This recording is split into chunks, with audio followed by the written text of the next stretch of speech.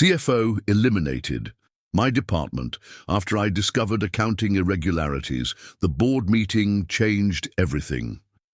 Sometimes the numbers tell a story people don't want to hear.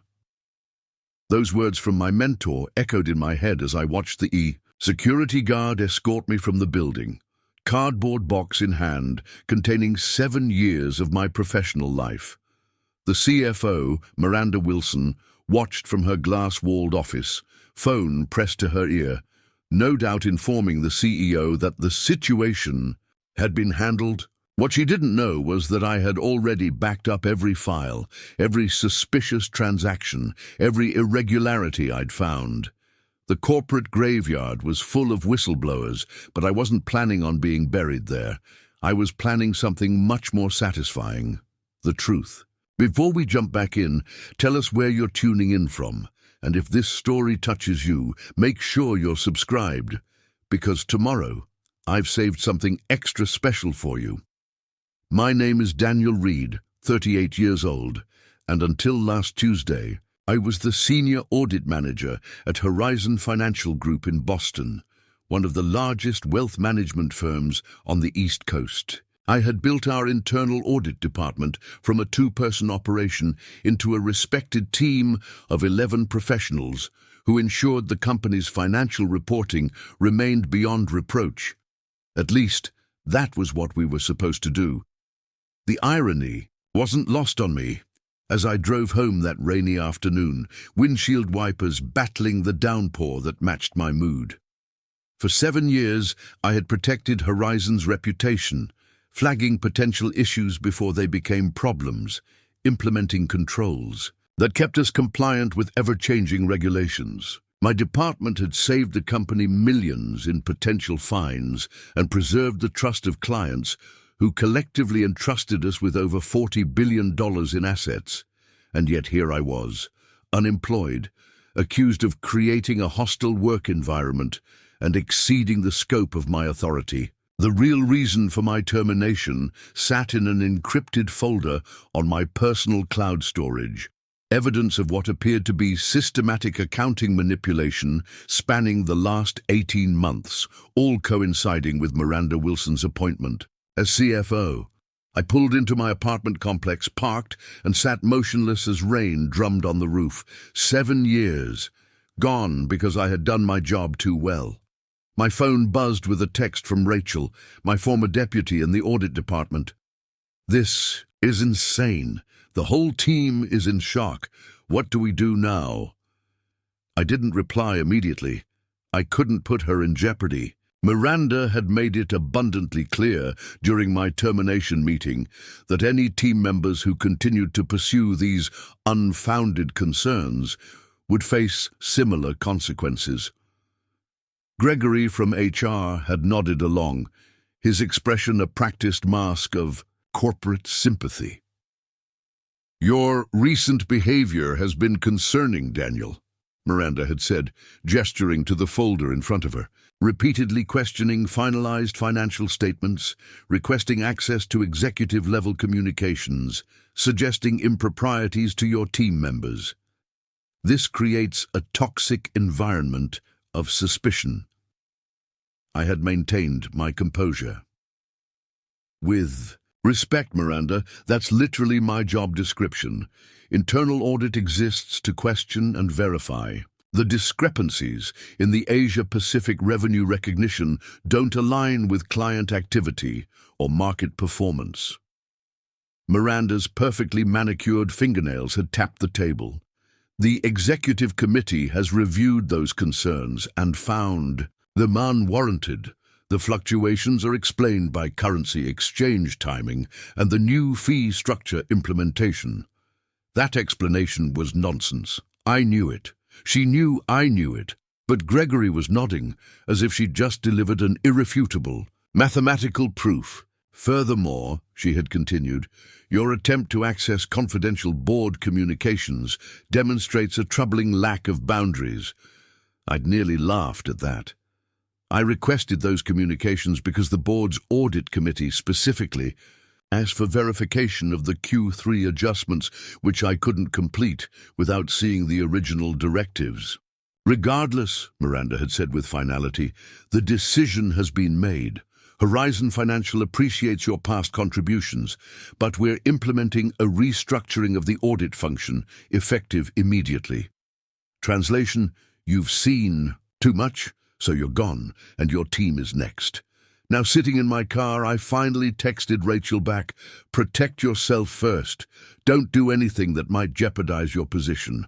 I'll be in touch when it's safe. I gathered my box and trudged through the rain to my apartment. Inside, I placed the box on my dining table and methodically unpacked its contents. Family photos, industry awards, the leather notebook my team had given me after our first successful regulatory examination, my coffee mug with "Trust but verify" printed on it, an auditor's mantra that had become something of a personal philosophy. At the bottom of the box was the small jade elephant my father had given me when I earned my CPA license. Never forget, he'd said, the integrity of the numbers is sacred in our profession. Numbers don't lie, even when people do. My father had been a controller at a manufacturing company for 30 years. He'd instilled in me a reverence for financial integrity that had guided my entire career. What would he say now? Probably that getting fired for doing the right thing was a badge of honor, cold comfort when facing unemployment in a tight job market where Miranda would ensure I received damning references. I set up my laptop on the kitchen counter and began organizing my thoughts. The irregularities I'd detected weren't obvious at first glance. Miranda was too skilled for that. They emerged as patterns across multiple statements. Revenue recognized too early, expenses mysteriously reclassified, unusual journal entries processed just before reporting deadlines, all subtly inflating the company's performance metrics. Each discrepancy was minor enough to explain away individually, but together they painted a picture of deliberate manipulation designed to boost executive bonuses and maintain Horizon's industry-leading growth narrative. The timing coincided perfectly with Miranda's arrival and the implementation of a new executive compensation plan that heavily weighted quarterly performance metrics. My phone rang. Kevin Barnes, a colleague from Parker Reid Associates, a competing wealth management firm where I'd interned during graduate school. Dan, heard what happened. Word travels fast in this industry. I sighed. News to me. I've been busy getting escorted from the building. That bad, huh? Listen, there's something you should know. Miranda pulled the same stunt at Westbrook Capital before joining Horizon. Nothing anyone could prove, but their numbers took a suspicious dive about 6 months after she left. That information hit me like a jolt of electricity. How do you know this? I have a buddy in their finance department. When Miranda left, they had to restate 2 quarters of earnings. Quietly, of course. The official story was methodological adjustments, but my friend says they were cleaning up her creative accounting. I grabbed a notepad. Kevin, I need your friend's contact information. Already ahead of you. Check your email. And Dan, Tremont Fisher has been asking about you. Tremont Fisher was the managing director at Parker Reid, a legend in the industry known for building their audit and compliance function into a competitive advantage in the wake of the 2008 financial crisis. What did you tell him? Preparing and narrating this story took us a lot of time, so if you are enjoying it, subscribe to our channel. It means a lot to us. Now back to the story. That you're the best auditor I know and that Horizon just made a catastrophic mistake. He wants to meet tomorrow if you're available. After we hung up, I sat back, mind racing.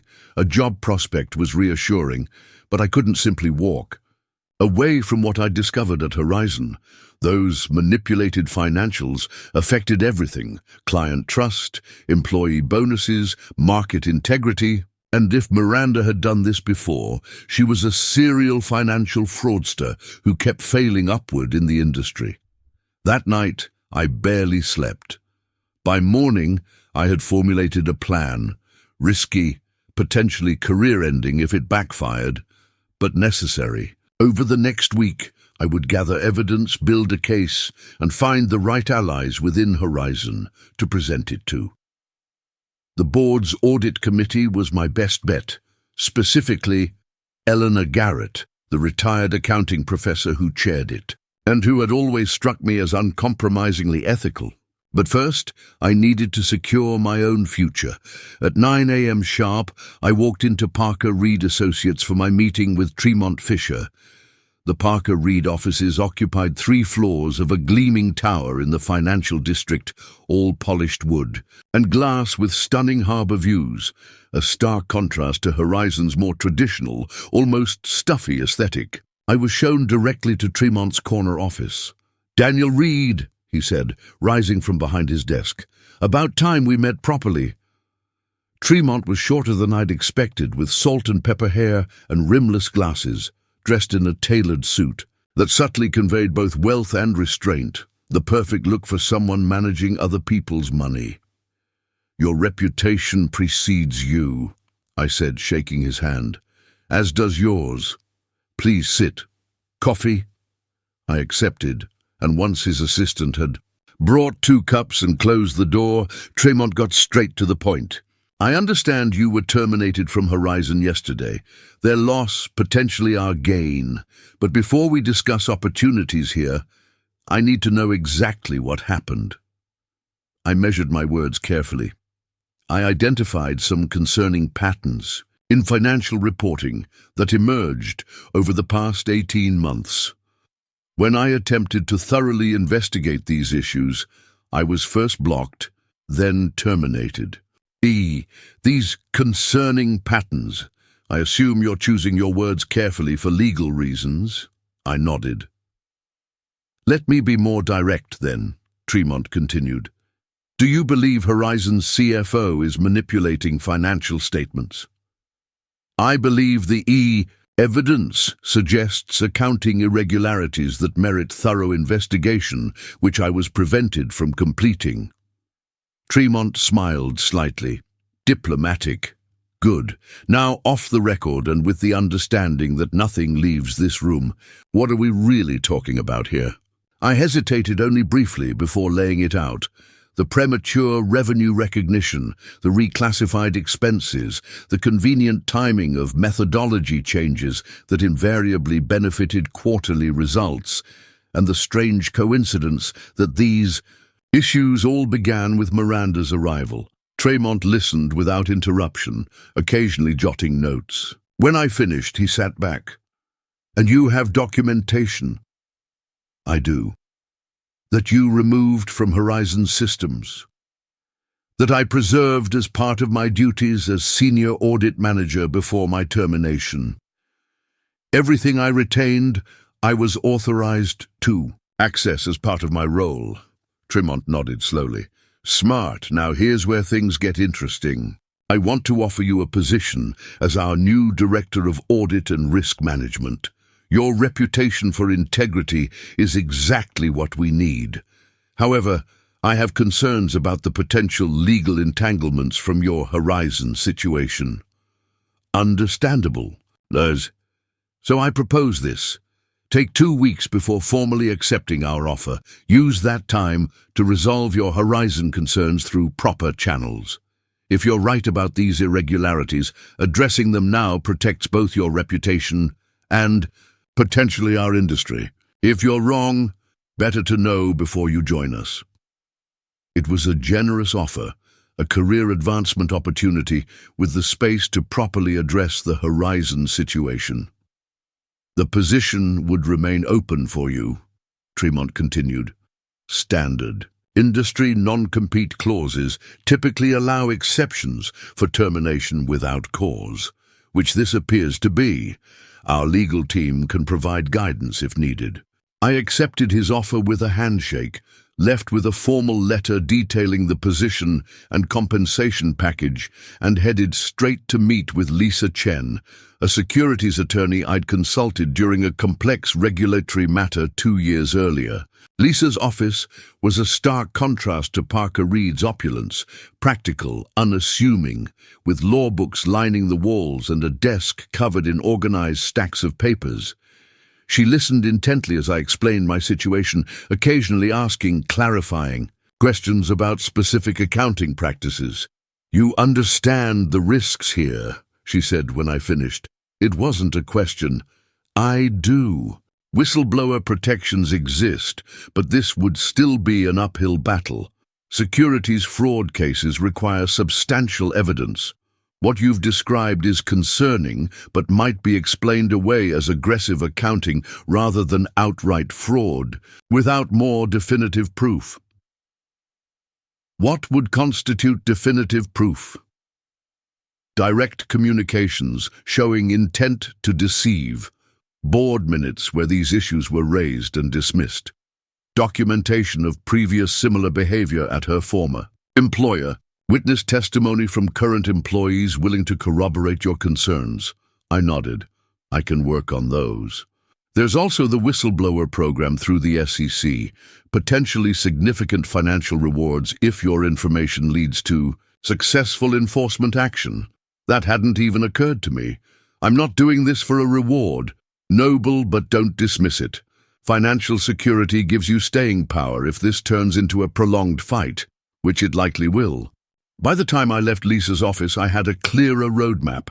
Gather more evidence, secure witness testimony, document everything meticulously, and prepare formal submissions, both to Horizon's board and potentially to regulatory authorities. That evening, I received a call from an unknown number. "Daniel, it's Henry Warren." Henry was Horizon's controller, technically reporting to Miranda, but with decades at the company predating her arrival. We'd always had a respectful professional relationship, though he was typically reserved during audit discussions when Miranda was present. "Henry, good to hear from you. Surprised you're reaching out?" "This isn't a company-sanctioned call," he said, his voice lower than usual. "I need to meet with you, not at my office, not at your place. Somewhere public, but where we can talk privately."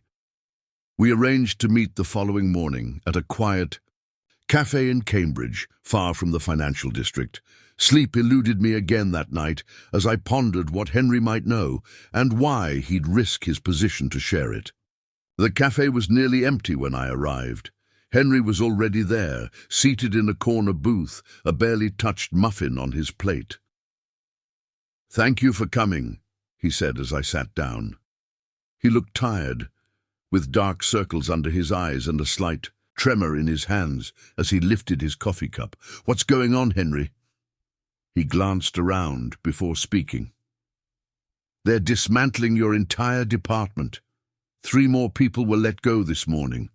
Rachel refused to sign off on some journal entries Miranda pushed through, so she was terminated for insubordination. The rest of your team is being absorbed into finance, directly under Miranda's control." My stomach tightened. Rachel was fired for doing her job correctly. Henry nodded grimly. Miranda's consolidating power, eliminating anyone who might question her methods, but that's not the worst of it. He lowered his voice further. "There's going to be a restatement of the past 2 quarters, but not the way you think. They're adjusting historical numbers to make the current quarter's growth appear even stronger ahead of the annual executive compensation review." This was beyond aggressive accounting. It was deliberate fraud. "How do you know this?" "Because I'm being pressured to process the entries." Miranda presented it as methodology standardization, but the timing and selective application make the true purpose obvious. Henry rubbed his temples. "I've been at Horizon for 26 years, 2 years from retirement. I can't afford to lose my pension, but I also can't be part of this." "Do you have documentation?" Henry hesitated, then slid a flash drive across the table. Everything's here. The original entries, the proposed adjustments, Miranda's email directives, which are carefully worded but telling when you understand the context. I've also included some communications from her time at Westbrook that a former colleague shared with me after her hiring was announced. I had concerns from the beginning, but no proof until now. I stared at the small device. Henry, this puts you at significant risk. I know, but at some point doing nothing becomes its own kind of risk. My name is on those financial statements too. We talked for another hour, mapping out the full extent of Miranda's manipulations. It was worse than I'd initially thought, a deliberate, systematic approach to inflating performance metrics tied directly to the executive bonus structure. With Henry's additional evidence, particularly the Westbrook communications showing a pattern of behavior, we had the beginnings of a compelling case. "What's your next move?" Henry asked as we prepared to leave. "I'm going directly to Eleanor Garrett on the audit committee. With this evidence, she'll have to take action." Henry nodded. "Be careful. Miranda has cultivated strong relationships with several board members. But Eleanor, she's different. Old-school ethics." As we parted ways, Henry gripped my arm. "Whatever happens, I'm prepared to go on record with what I know." That afternoon, I sent a carefully worded email to Eleanor Garrett requesting an urgent private meeting regarding matters of critical importance to the integrity of Horizon's financial reporting. To my surprise, she responded within an hour, agreeing to meet the following morning at her home in Brookline. Eleanor's house was a stately Victorian, filled with books and antique furniture. At 72, she remained sharp-minded and formidable, a pioneering female accountant from an era when the profession was almost exclusively male. She had served on Horizon's board for 12 years, the last 5 as chair of the audit committee. "Daniel," she said, showing me into her study, "I've been expecting something like this since your abrupt dismissal." Miranda's explanation to the board struck me as suspiciously convenient. I spent the next 2 hours walking Eleanor through everything: my original concerns, the additional evidence from Henry, the pattern extending back to Miranda's time at Westbrook, and the recent dismantling of the audit department. I showed her spreadsheets, emails, and the detailed timeline I'd constructed. Eleanor listened intently, occasionally asking incisive questions that demonstrated her still formidable grasp of accounting principles. When I finished, she was silent for several long moments.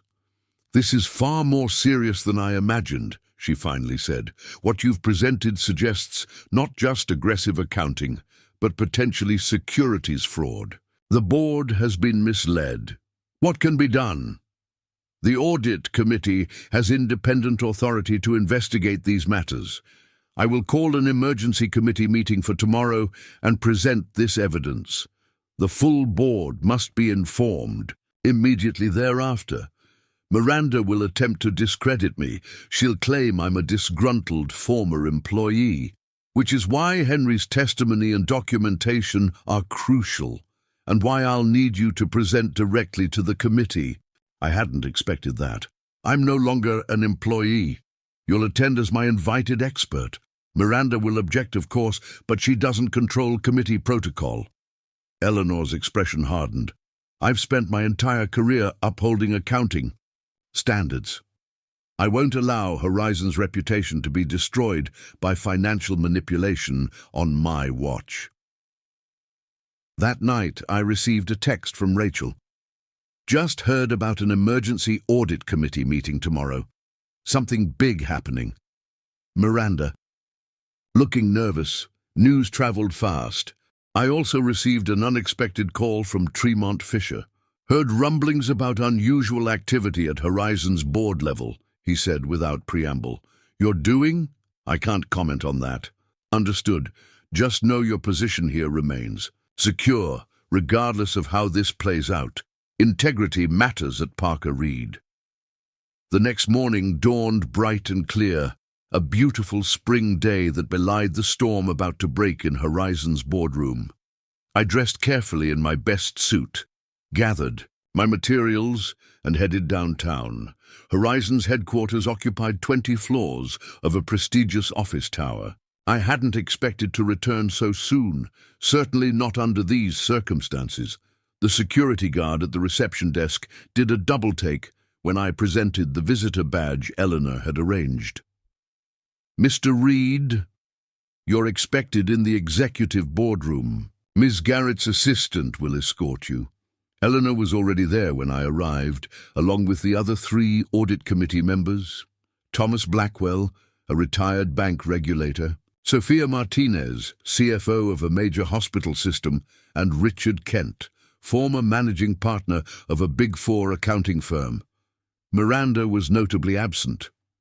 "We've reviewed the preliminary materials Eleanor shared," Thomas said after introductions. "We've asked Miranda to join us at 11, but wanted to hear directly from you first, without interruption." For the next 45 minutes, I walked the committee through the evidence, methodically building the case. I was careful to separate verified facts from interpretation, emphasizing the pattern of behavior and the timing of the manipulations. At precisely 11 o'clock, there was a knock at the door. Miranda entered, looking confident, until she saw me seated at the table. Her composure flickered momentarily before recovering. "What is the meaning of this?" she demanded. "This man was terminated for cause and has no business in a confidential board meeting." "Please sit down, Miranda," Eleanor said calmly. "Mr. Reid is here at my invitation as a subject matter expert. We've been discussing some concerning patterns in Horizon's financial reporting that require your immediate explanation." What followed was the most intense 3 hours of my professional life. Miranda initially attempted to dismiss the allegations as misunderstandings of legitimate accounting methodologies, but faced with specific transactions and documentation, her explanations became increasingly convoluted. When confronted with the evidence from her time at Westbrook, she tried to change tactics. "This is clearly a coordinated attack on my professional reputation," she said. "Daniel was terminated for creating a hostile work environment and is now retaliating with these baseless accusations." "The accusations are anything but baseless," Richard Kent responded. "The documentation is extensive and compelling. What's more concerning is that you've systematically removed everyone who might have identified these issues internally." The breaking point came when Henry Warren was called in to testify.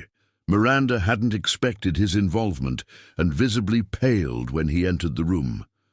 Henry calmly described the pressure he'd faced to process improper entries and the recent instructions to restate previous quarter's results. At 2:30 p.m., Eleanor asked Miranda to step out while the committee deliberated.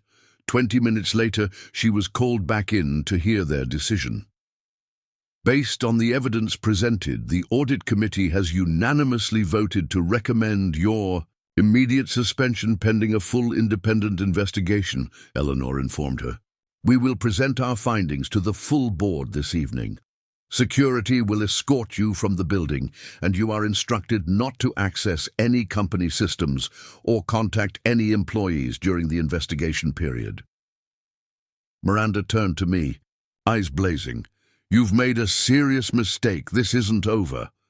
"Actually," I replied calmly, "I believe it is."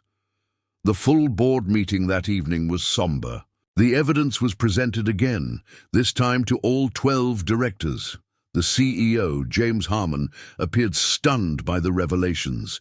He had trusted Miranda completely and now faced serious questions about his own oversight failures. After 4 hours of discussion, the board voted unanimously to terminate Miranda, launch a comprehensive independent investigation, and self-report the potential securities violations to the SEC. They also voted to reinstate me as acting head of audit, with expanded authority and independence, reporting directly to the board rather than to the executive team. We need someone with demonstrated integrity to help us navigate this crisis, Eleanor told me afterward. Your actions, while difficult and risky, protected this company from potentially catastrophic regulatory and reputational damage. The following weeks were a whirlwind. The independent investigation confirmed all our findings and uncovered additional manipulations. The SEC launched its own investigation, during which I worked closely with both internal and external counsel to ensure complete transparency. Rachel and the other terminated audit team members were reinstated with formal apologies and compensation for their ordeal. 3 months after that dramatic board meeting, the company held a town hall where James Harmon publicly acknowledged the failures in oversight and announced significant changes to the executive compensation structure, removing incentives for short-term performance manipulation. He also announced the creation of a new executive position, Chief Integrity Officer, reporting directly to the board with responsibility for ethics, compliance, and audit. He offered me the position the next day. You stood up when it would have been easier to walk away, he said. That's exactly the kind of leadership we need to rebuild trust. I asked for time to consider the offer. That evening, I called Tremont Fisher to discuss the situation. They're trying to keep you from joining us, he said, chuckling. Can't blame them, but I suspect you might feel an obligation to finish what you started there. He was right. As much as I appreciated the opportunity at Parker Reid, walking away from Horizon now felt premature. The culture change had begun, but needed consistent championing to take root. I understand, Tremont said when I explained my thinking. Just know there will always be a place for you here if circumstances change. 1 year later, Horizon Financial had fully recovered from the crisis. The restated financials showed lower but sustainable growth. The share price, after an initial drop when the news broke, had stabilized and was now trending upward as investors appreciated the company's renewed commitment to transparency. Miranda Wilson had reached a settlement with the SEC that included substantial financial penalties and a 5-year bar from serving as an officer or director of a public company. She never acknowledged wrongdoing publicly, but the industry verdict was clear. I occasionally saw Henry Warren for lunch. He had decided to retire after the investigation concluded, his pension intact and his conscience clear. He'd recently taken up woodworking, finding satisfaction in creating tangible things after decades of working with abstract numbers.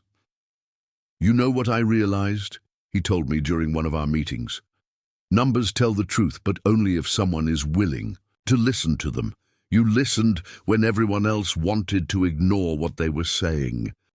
As for me, the Chief Integrity Officer role had evolved into something meaningful, not just a corporate defense mechanism, but a genuine center of ethical leadership within Horizon. My department now conducted regular ethics training, maintained an anonymous reporting system for potential concerns, and had direct input on major business decisions with significant financial reporting implications. Eleanor Garrett remained on the board for 1 more year before retiring, using her final months to ensure the governance reforms she'd championed became permanently embedded in Horizon's structure. At her retirement reception, she took me aside. When I was starting my career, my mentor told me something I never forgot, she said. He said that integrity isn't about making the right choice once, when everyone is watching. It's about making that same choice every day, especially when no one is watching. You understood that instinctively. Sometimes I reflect on how differently things might have turned out if I'd simply accepted my termination and moved on. The easy path would have been to take the Parker Reid offer immediately and let Horizon's problems become someone else's concern. But that path would have meant abandoning everything I believed about my profession and my personal responsibility. My father's words still guide me. The integrity of the numbers is sacred in our profession. Numbers don't lie, even when people do. In the end, it wasn't just about accounting entries in a ledger. It was about the fundamental trust that makes our financial system possible. Every quarter, when we publish Horizon's financial results, I remember the day I was escorted from the building with my career in a cardboard box. Then I look around at the culture of transparency and accountability we've built, and I know that sometimes doing the right thing isn't just its own reward. Sometimes it changes everything. The drive home from Horizon Financial Group felt surreal, like I was watching someone else's life unravel. Rain pounded against my windshield as Boston's financial district receded in my rearview mirror. 7 years of dedication, countless late nights, and a department I'd built from scratch, all dismantled in a 40-minute termination meeting. I kept replaying Miranda's words in my head, her rehearsed corporate speak barely masking the real message. You saw too much, so you had to. Go! I pulled into my apartment's parking garage and sat there with the engine off, watching water streak down the windows. My phone had been buzzing non-stop for the past hour. Messages from my team, from colleagues in other departments, even from a compliance officer at one of our partner banks who'd somehow already heard the news. The financial world was smaller than outsiders realized. News traveled at the speed of text messages and LinkedIn status updates.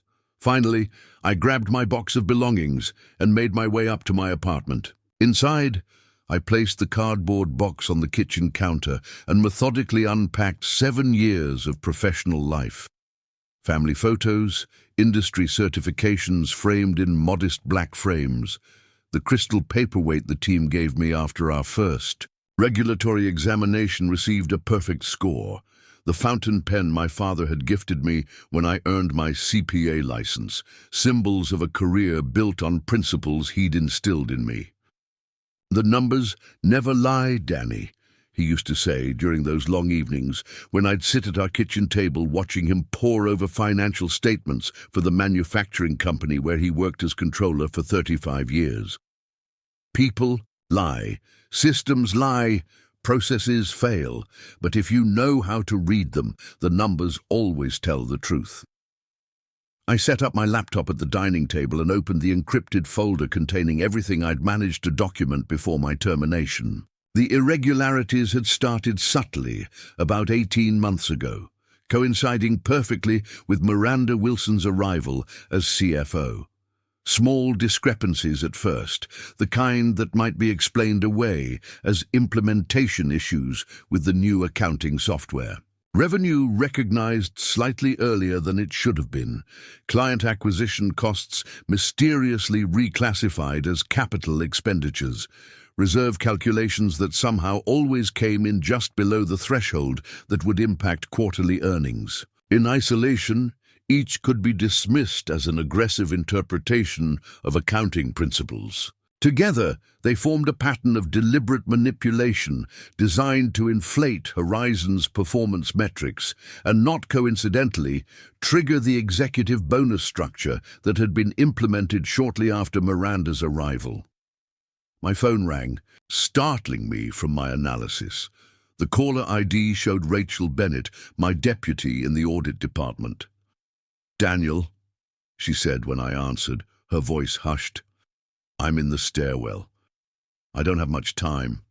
They've called an emergency meeting of the audit team for tomorrow morning.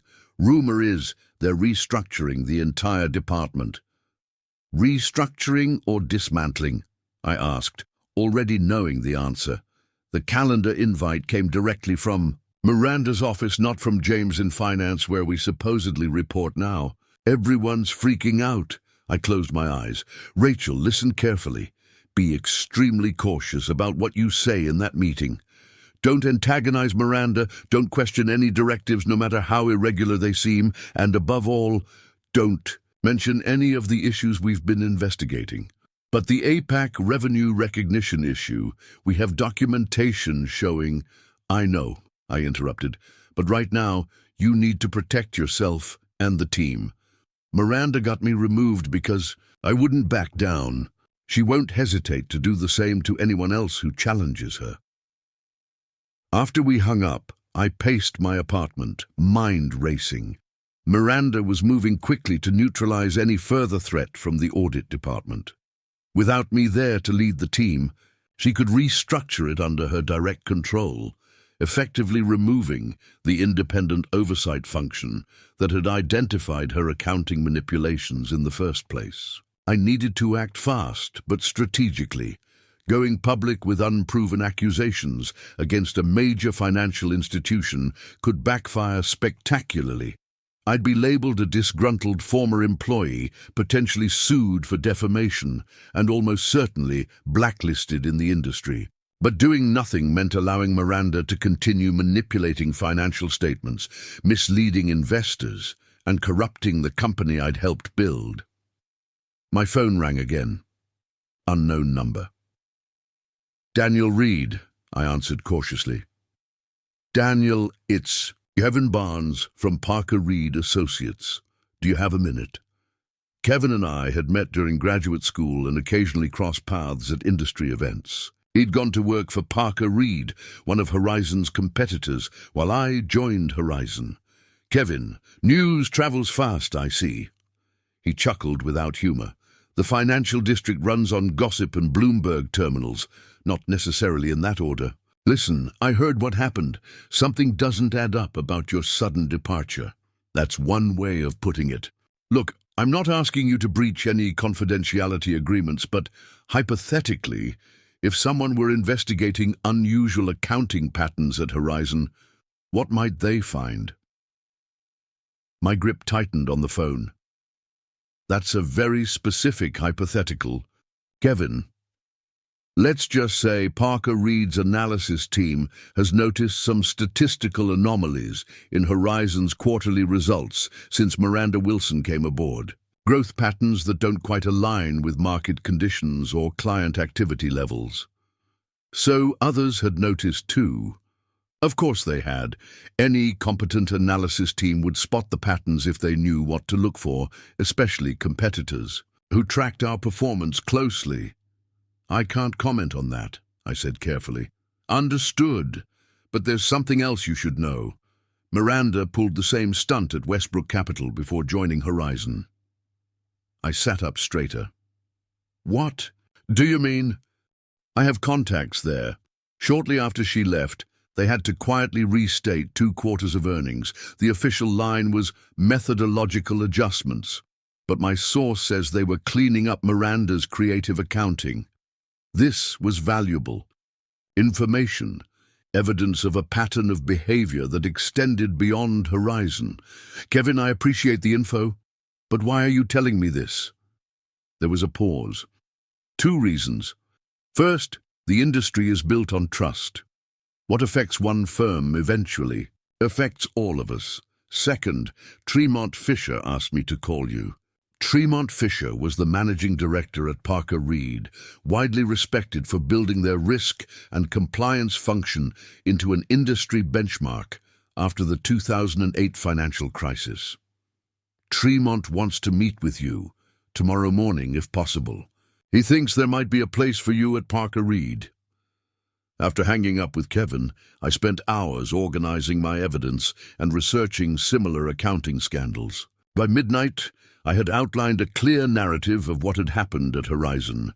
Miranda Wilson had systematically manipulated financial reporting to inflate performance metrics, directly benefiting executive compensation while misleading investors and clients about the company's true performance. I slept fitfully, waking repeatedly to jot down notes or add items to my growing list of documentation I still needed to obtain. By morning, I had a plan.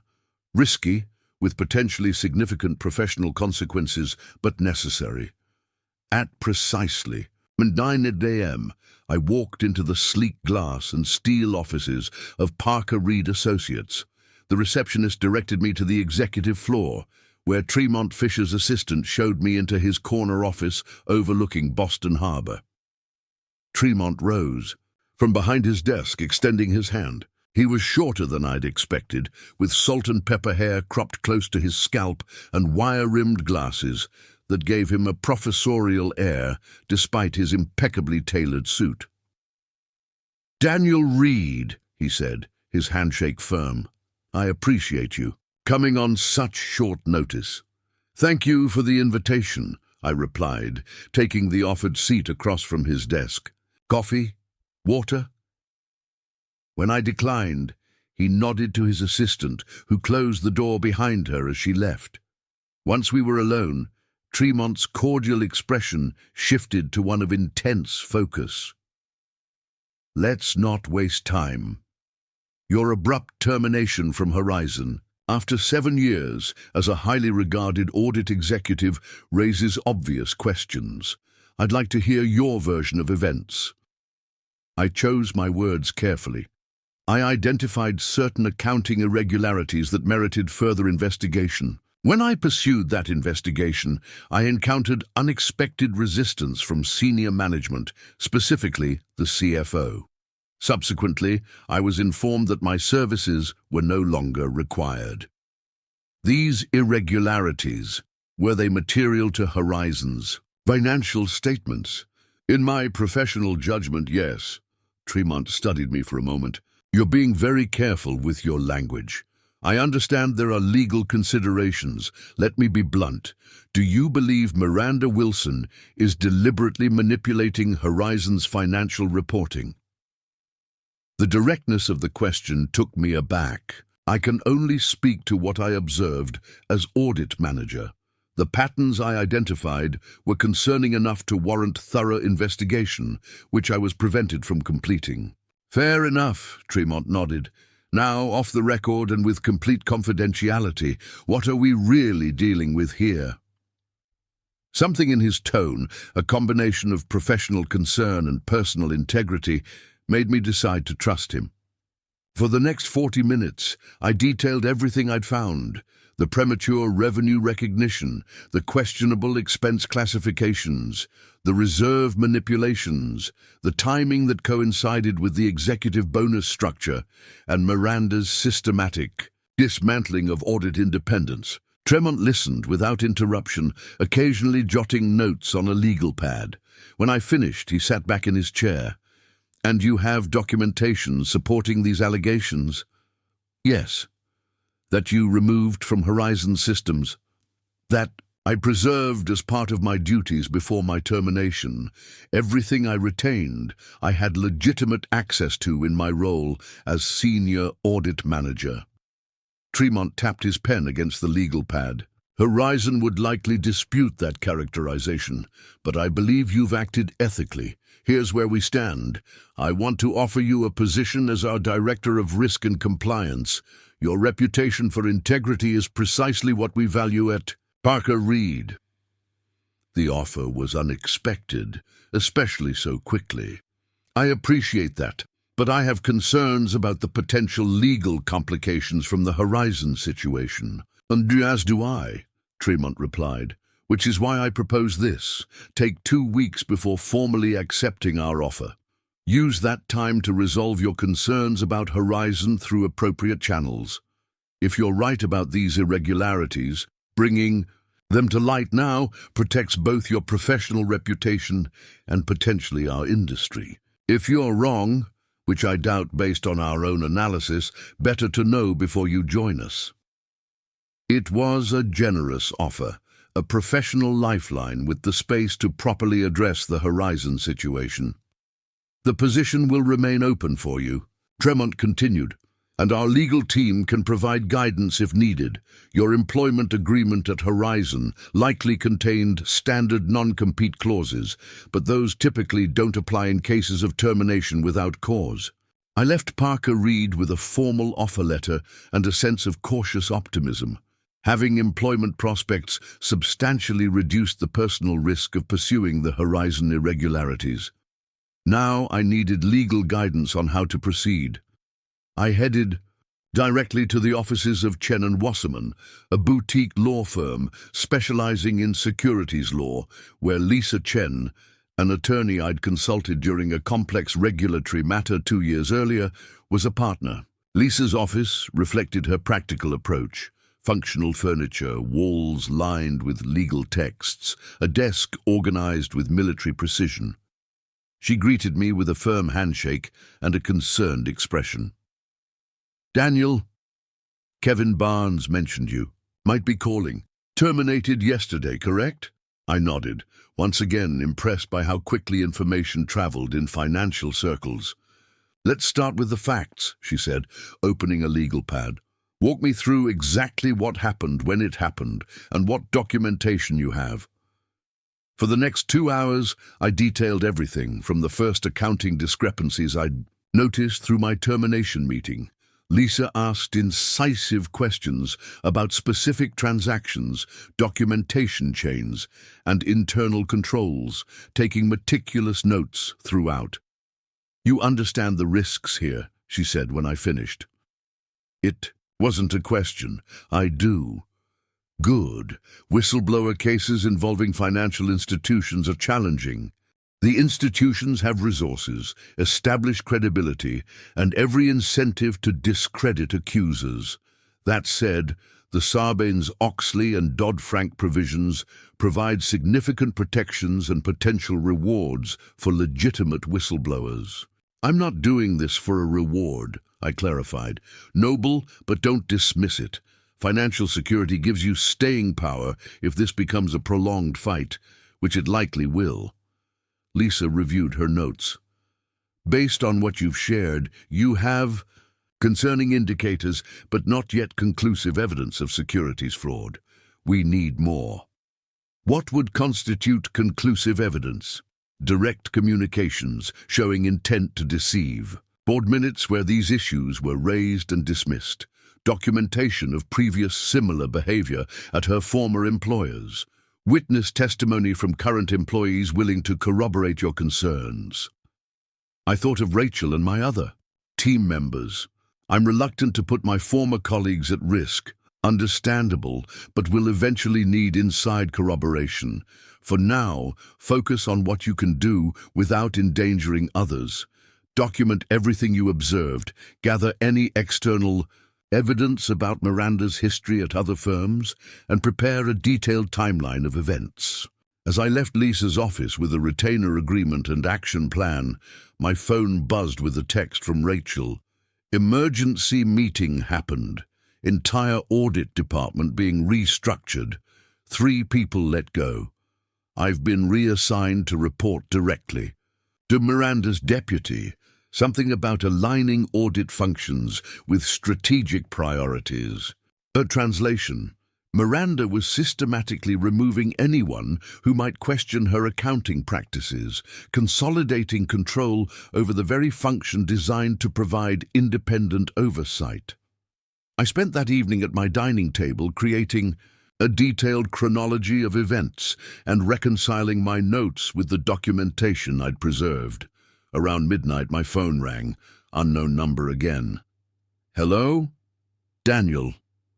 The voice was hushed, male, vaguely familiar. "Yes, who's this?" "It's Henry Warren, Horizon's controller." Henry had been at Horizon for over 20 years, predating both Miranda and me. As controller, he technically reported to Miranda, but had always maintained a professional distance, neither openly supporting nor opposing her initiatives. We'd worked together frequently, and while I respected his technical knowledge, I'd never been sure where his loyalties lay when it came to the accounting irregularities I'd identified. "Henry, wasn't expecting to hear from you." "This isn't a company-sanctioned call," he said, his voice tense. "I need to meet with you, not at the office, not at your place. Somewhere public but private enough to talk." My pulse quickened. "What's this about, Henry?" "Not over the phone. Tomorrow morning, 7 a.m. at Brewster's Cafe in Cambridge. Come alone." He hung up before I could respond. Sleep eluded me that night as I pondered what Henry might know and why he'd risk reaching out to me. As controller, he would have visibility into all the accounting entries I'd flagged as problematic. If he was willing to talk, his testimony could be invaluable. Brewster's Cafe was nearly empty when I arrived at 6:45 a.m. I chose a table in the back corner with a clear view of the entrance and ordered coffee to calm my nerves. At precisely 7 Henry walked in, looking even more stressed than usual. His normally immaculate appearance slightly disheveled, dark circles under his eyes. He ordered coffee and declined the server's offer of breakfast before leaning forward, voice low. "They're dismantling everything you built. The entire audit function is being absorbed into finance, directly under Miranda's control. Rachel was terminated this morning after refusing to sign off on journal entries Miranda pushed through." My stomach tightened. Rachel was fired. Henry nodded grimly. "For insubordination. 2 others from your team as well. The rest are being reassigned to different departments where they'll have no visibility into the overall financial reporting process." "Divide and conquer," I murmured. "Precisely. But that's not why I contacted you." Henry glanced around before continuing. "There's going to be a restatement of the past 2 quarters, but not the way you think. They're adjusting historical numbers to make the current quarter's growth appear even stronger ahead of the annual executive compensation review." This was beyond aggressive accounting. It was deliberate fraud. "How do you know this?" "Because I'm being pressured to process the entries." Henry rubbed his temples, looking suddenly older than his 58 years. Miranda presented it as methodology standardization, but the timing and selective application make the true purpose obvious. He pulled out his phone, checked something, then continued. "I've been at Horizon for 23 years. I'm 2 years from retirement, with a pension that my family depends on. I can't afford to lose that, but I also can't be part of this. Why come to me now? You must have seen these issues developing before." Henry's expression tightened. "I had concerns from the beginning, especially given what I'd heard about Miranda's time at Westbrook, but concerns aren't proof, and I'm not in a position to challenge the CFO without concrete evidence.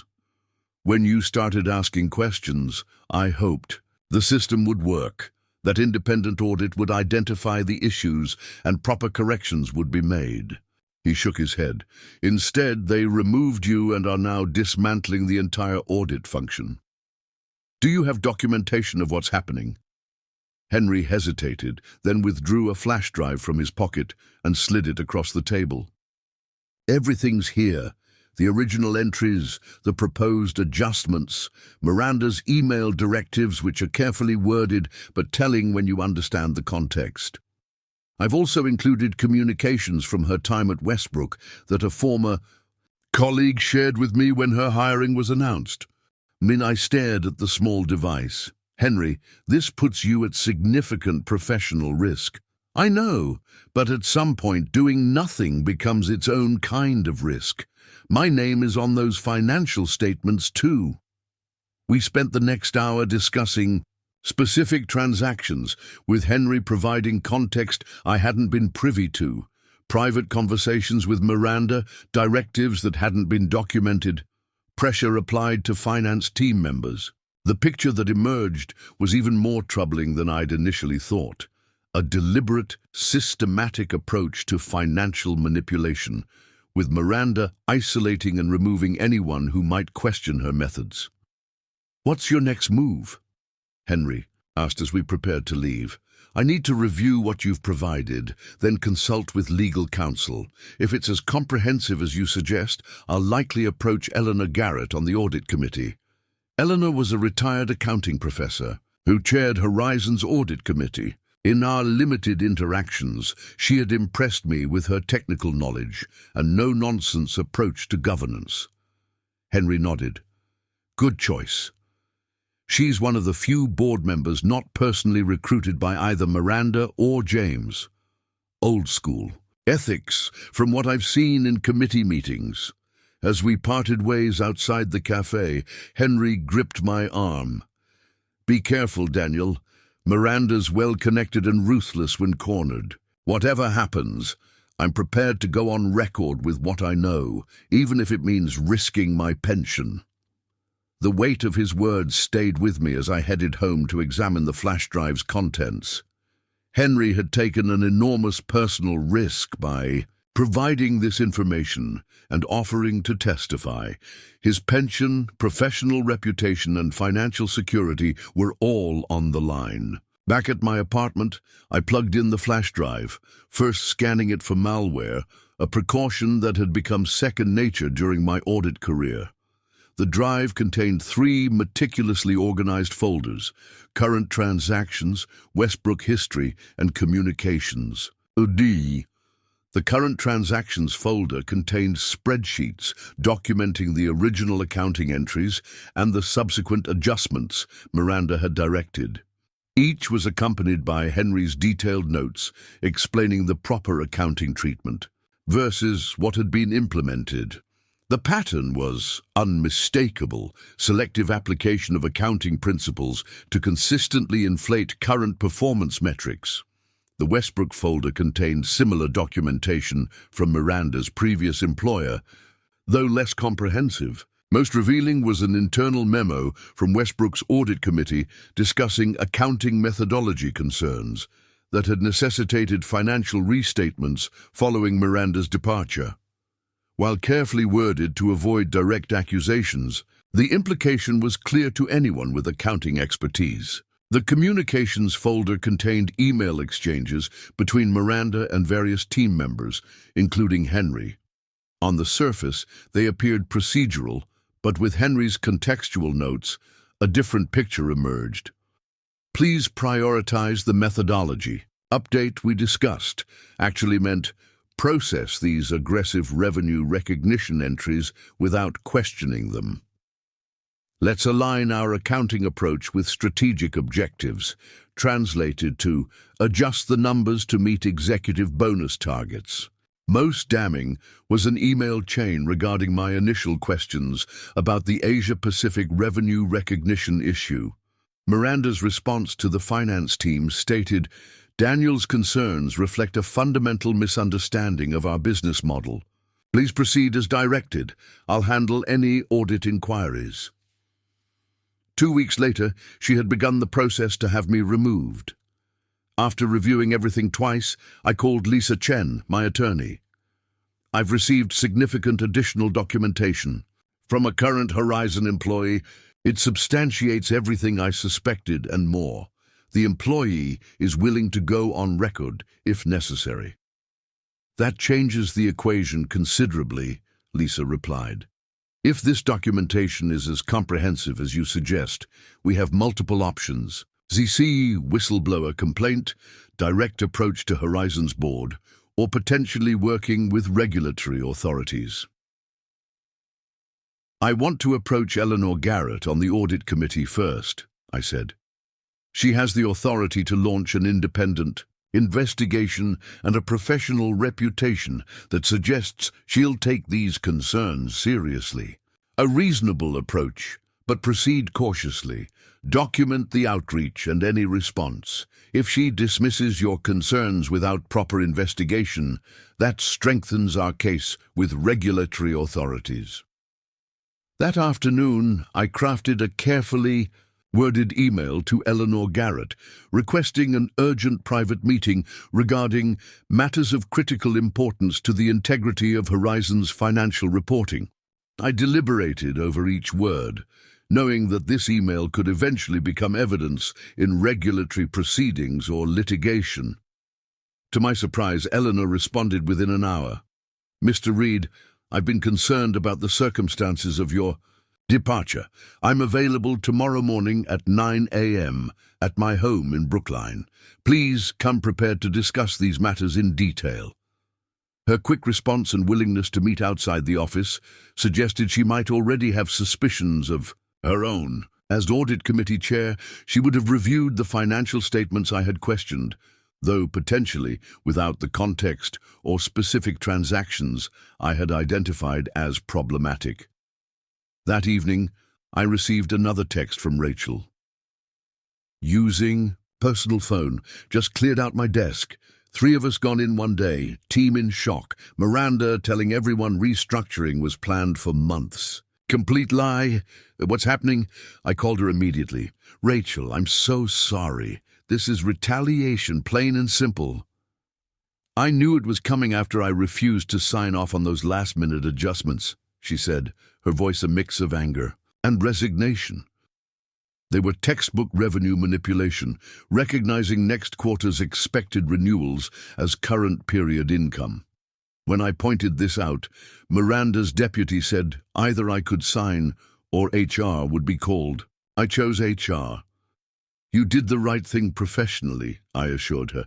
Do you have copies of what they asked you to approve? Of course. I documented everything after your termination, keeping copies of all questionable requests. I'm not naive. I saw what happened to you. Rachel's documentation would provide additional contemporary evidence from someone still inside the organization at the time of the manipulations. Combined with Henry's materials and my own documentation, we were building a compelling case. I have a meeting with Eleanor Garrett tomorrow morning, I told her. With your permission, I'd like to include your documentation and experience as part of what I present to her. Absolutely. Someone needs to stop this before they destroy the company's reputation entirely. Rachel paused. What do you think will happen? Best case, the audit committee launches an independent investigation. The board takes appropriate action and proper financial controls are reinstated. I didn't voice the worst-case scenario, that Eleanor might be compromised, that the board might close, ranks to protect the company's stock price, that all of us might be portrayed as disgruntled employees making baseless accusations. That night, I prepared meticulously for the meeting with Eleanor, organizing the evidence chronologically, highlighting the most egregious examples of financial manipulation, and preparing a concise executive summary that framed the issues in terms of governance and fiduciary responsibility rather than personal conflicts. I also drafted a formal whistleblower complaint to the SEC as a contingency, following Lisa's advice. Sleep came fitfully, my mind running through possible scenarios for the meeting. By morning, I felt both exhausted and hyper-alert, the way I used to feel before major regulatory examinations during my time at Horizon. Eleanor Garrett's home in Brookline was a stately Victorian, set back from the street behind mature oak trees. At precisely 9 a.m., I rang the doorbell, leather portfolio containing our evidence tucked under my arm. Eleanor herself answered the door, a trim, white-haired woman in her early 70s, dressed casually but precisely in slacks and a cashmere sweater. "Mr. Reid," she said, extending her hand. "Thank you for coming. I've been expecting something like this since your abrupt termination." Miranda's explanation to the board struck me as suspiciously convenient. She led me into a wood-paneled study lined with books on accounting, finance, and corporate governance, a reminder that before joining Horizon's board, she had been a respected accounting professor at a prestigious business school. "Please, sit down and tell me exactly what concerns you," she said, gesturing to a pair of leather armchairs by the fireplace. "I've set aside the entire morning for this discussion." For the next 3 hours, I walked Eleanor through everything. My original concerns, the additional evidence from Henry and Rachel, the pattern extending back to Miranda's time at Westbrook, and the recent dismantling of the audit department. I showed her spreadsheets, emails, and the detailed timeline I'd constructed. Eleanor listened intently, occasionally asking incisive questions that demonstrated her formidable understanding of accounting principles. When I finished, she was silent for several long moments, staring at the documentation spread across the coffee table between us. "This is far more serious than I imagined," she finally said. "What you've presented suggests not just aggressive accounting, but potentially securities fraud. The board has been systematically misled." "What can be done?" I asked. "The audit committee has independent authority to investigate these matters without executive approval. I will call an emergency committee meeting for tomorrow and present this evidence. The full board must be informed immediately thereafter. Miranda will attempt to discredit me, and Henry and Rachel as well. She'll claim we're disgruntled former employees acting out of spite, which is why the documentation is crucial, Eleanor replied. Numbers don't lie, and these patterns are impossible to dismiss as coincidence or misunderstanding. I'll also need you to present directly to the committee. I hadn't expected that. I'm no longer an employee. You'll attend as my invited expert. Miranda will object, of course, but she doesn't control committee protocol. Eleanor's expression hardened. I've spent my entire career upholding accounting standards. I won't allow Horizon's reputation to be destroyed by financial manipulation on my watch. As I gathered the materials to leave, Eleanor placed a hand on my arm. What you've done takes considerable moral courage, Mr. Reid. Regardless of the outcome, you should know that your actions represent the highest ethical standards of our profession.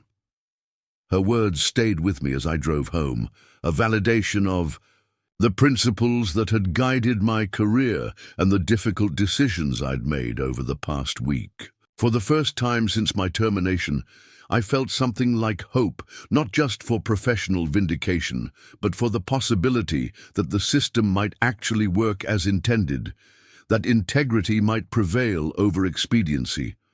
That evening, I received a text from an unknown number, meeting set for 10 a.m. tomorrow. Emergency Audit Committee session. Full docket. Miranda informed 30 minutes ago, already making calls to committee members. E.g. Eleanor was moving quickly, giving Miranda minimal time to prepare counter-arguments or pressure committee members. Smart strategy. I also received a call from Tremont Fisher at Parker Reed. Heard rumblings about unusual activity at Horizon's board level, he said, without preamble. Anything I should know about before it hits the financial press? I can't comment on that, I replied carefully. Understood. Just know your position here remains secure, regardless of how this plays out. Integrity matters at Parker Reed. His words were reassuring. Whatever happened tomorrow, I wouldn't face professional exile, a fear that had haunted me since my termination. That night, I reviewed my presentation one final time, rehearsing responses to potential objections and criticisms. Tomorrow would determine not just my professional future, but also whether Horizon's financial integrity could be restored before irreparable damage was done to its reputation, clients, and employees. As I finally drifted towards sleep, my father's words echoed in my mind. The numbers never lie, Danny. People lie, systems lie, processes fail. But if you know how to read them, the numbers always tell the truth. Tomorrow, we would see if Horizon's board was willing to hear that truth. Morning sunlight filtered through the blinds as I knotted my tie, preparing for what would likely be the most consequential meeting of my career. I'd chosen my most conservative suit, navy blue, perfectly tailored, the same one I'd worn during regulatory examinations at Horizon. Today's audience would be smaller, but infinitely more important.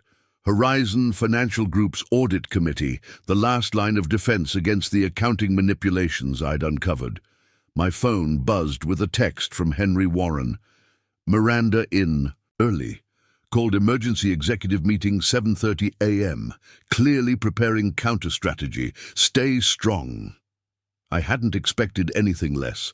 Miranda Wilson hadn't become CFO by being unprepared, and she'd had all night to craft her defense.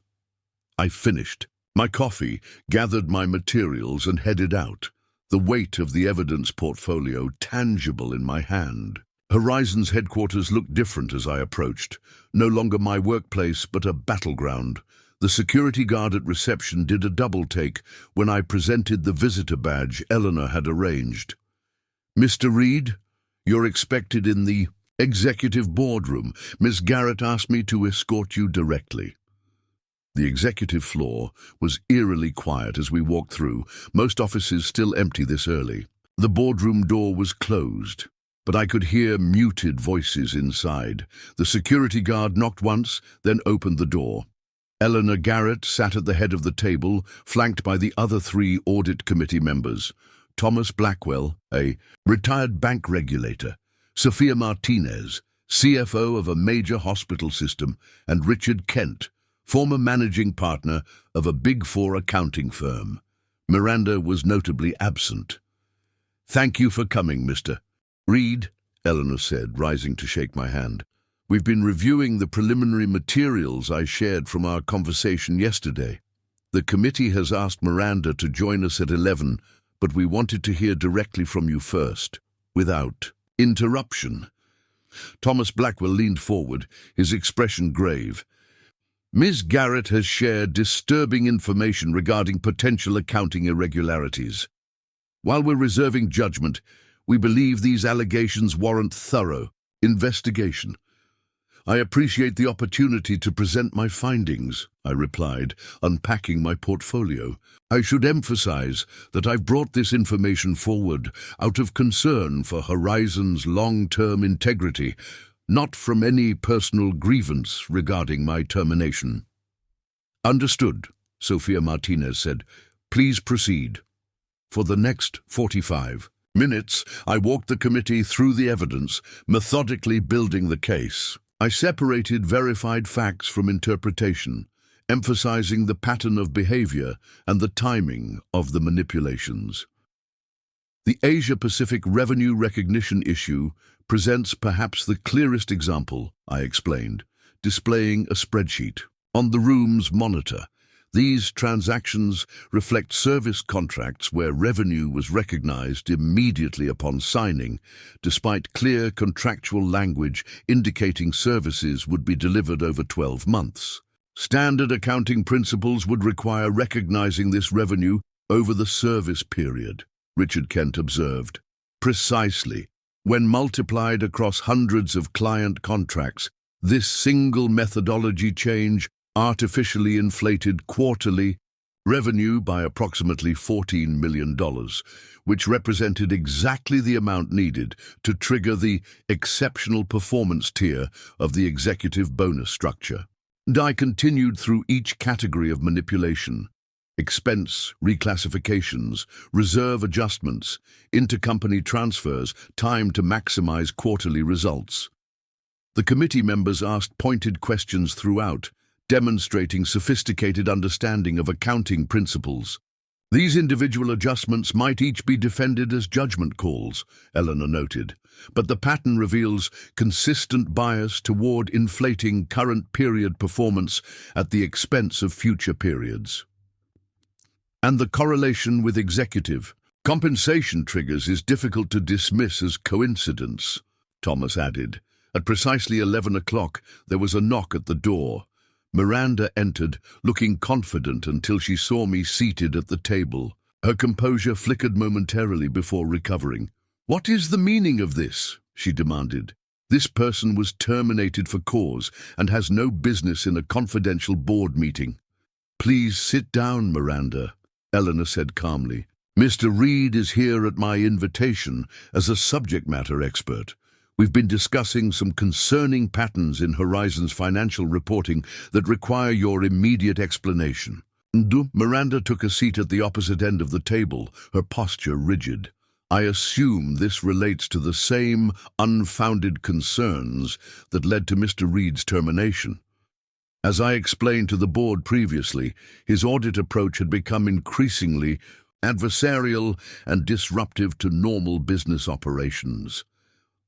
"Let's focus on the specific accounting issues," Richard Kent suggested. "For instance, the Asia-Pacific revenue recognition methodology change implemented last quarter.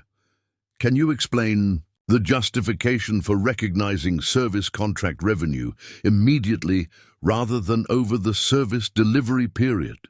Miranda launched into a technical explanation about enhanced client commitment metrics and front-loaded value delivery components, but Richard, with decades of accounting experience, wasn't persuaded. "That directly contradicts ASC 606, Guidelines for service revenue recognition, he noted. The standard is quite clear on this point. For the next hour, the committee methodically worked through each category of concerning transactions. Miranda initially attempted to dismiss the allegations as misunderstandings of legitimate accounting methodologies, but faced with specific documentation, her explanations became increasingly convoluted. When confronted with emails directing finance staff to prioritize strategic adjustments before quarter close, she claimed this was standard practice to ensure timely reporting. And the fact that each of these strategic adjustments consistently inflated quarterly performance metrics just enough to trigger executive bonus thresholds, Sophia asked. That pattern doesn't concern you from a governance perspective.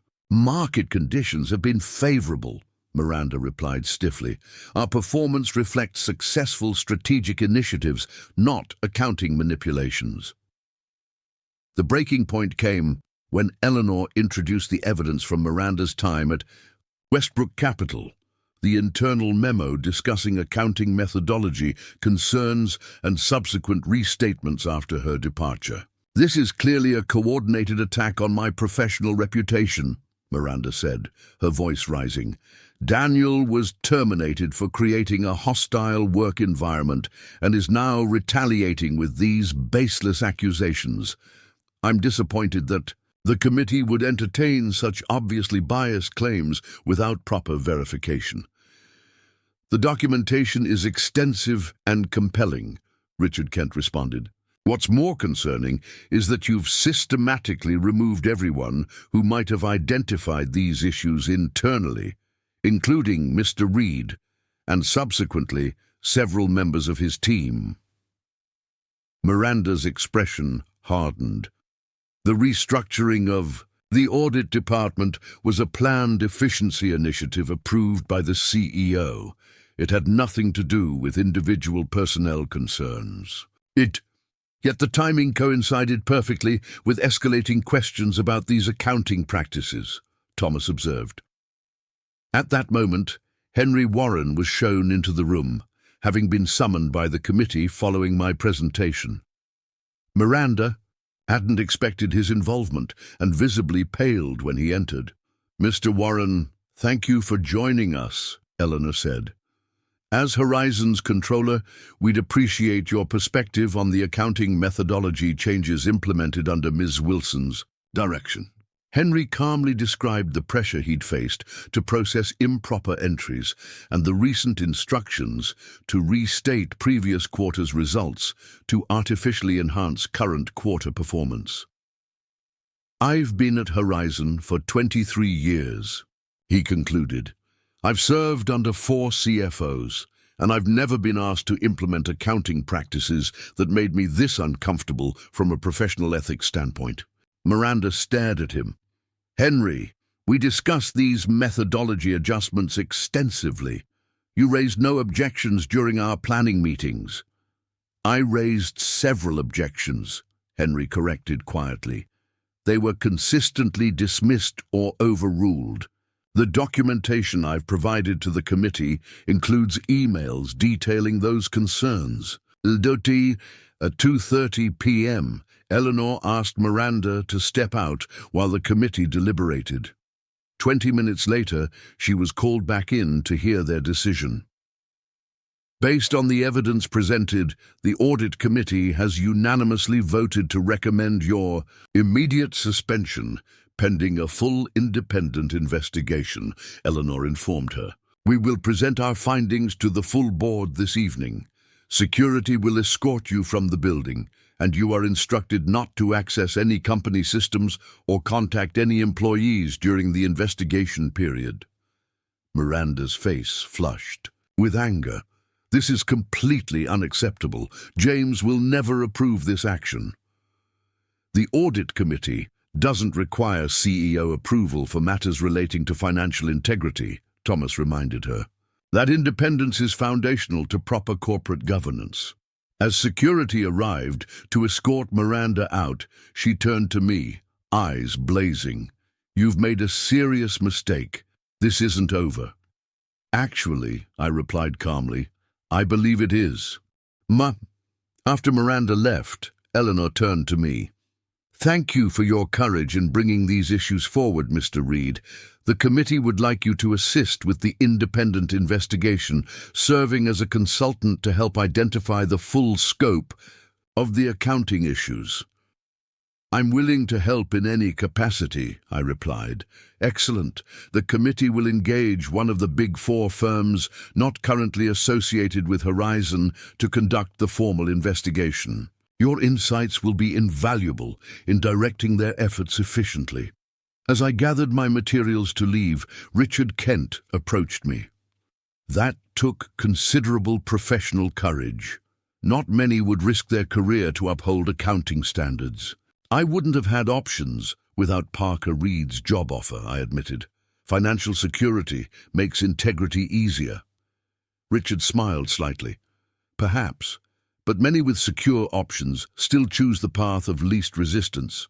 You didn't. What? The full board meeting that evening was somber.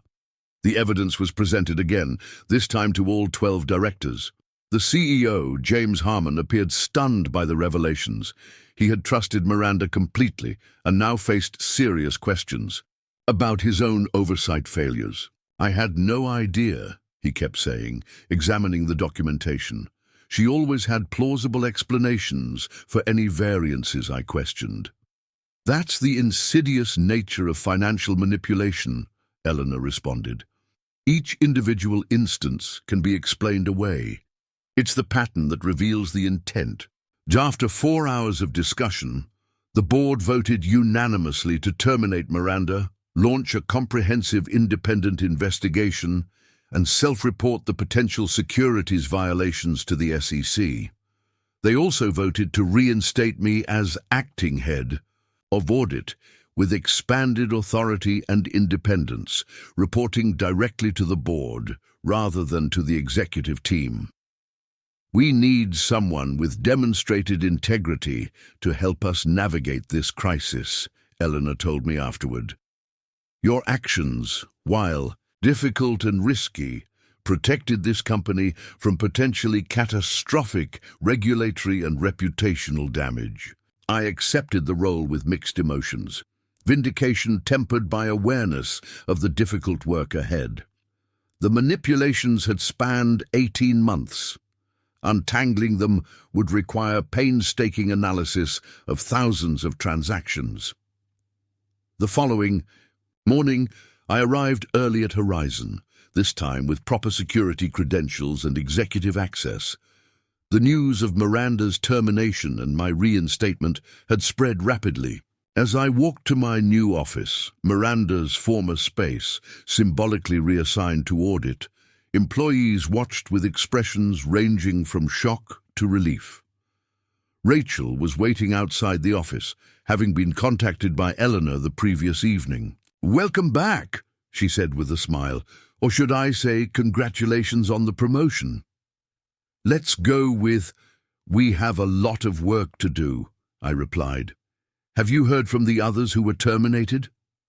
"Yes, Eleanor already called them personally. They've all been offered reinstatement with back pay and formal apologies. 2 are returning tomorrow. 1 took a position elsewhere, but agreed to consult on the investigation. My first executive act was to call an all-hands meeting of the finance and accounting departments. Nearly 60 people crowded into the main conference room, anxiety visible on many faces. "I know the past 24 hours have been disorienting," I began. "The board has authorized me to share that Miranda Wilson has been terminated following an audit committee investigation into accounting irregularities. The company will be conducting a comprehensive review of our financial statements for the past 18 months, likely resulting in restatements of previously reported results." Murmurs spread through the room. "I want to be clear about 3 things," I continued. "First, this investigation will focus on systemic issues, not on assigning blame to individual contributors who were following directives from leadership. Second, we value those who raise concerns about financial integrity. That's a strength, not a liability. And third, we will emerge from this as a stronger organization with renewed commitment to ethical financial reporting. Over the next week, I worked closely with the independent investigators from Deloitte who had been engaged by the board to conduct the formal review. We established a secure data room where relevant documentation could be centralized, interviewed key personnel, and began the painstaking process of reviewing every significant accounting judgment made during Miranda's tenure. The scope of the manipulation became clearer as we progressed and more troubling. Beyond the issues I'd initially identified, we discovered additional areas where performance metrics had been artificially inflated, including understatement of loan loss reserves by approximately $22 million, improper capitalization of ordinary operating expenses totaling $17 million, premature recognition of performance fees from managed investment vehicles, delayed recognition of expenses related to branch office closures, aggressive mark-to-market valuations of illiquid securities. Cumulatively, these manipulations had inflated reported profits by nearly $65 million over 6 quarters, roughly 18% of Horizon's total reported earnings during that period. The board established a special committee to determine appropriate remedial actions, including potential clawbacks of executive bonuses paid based on the inflated results.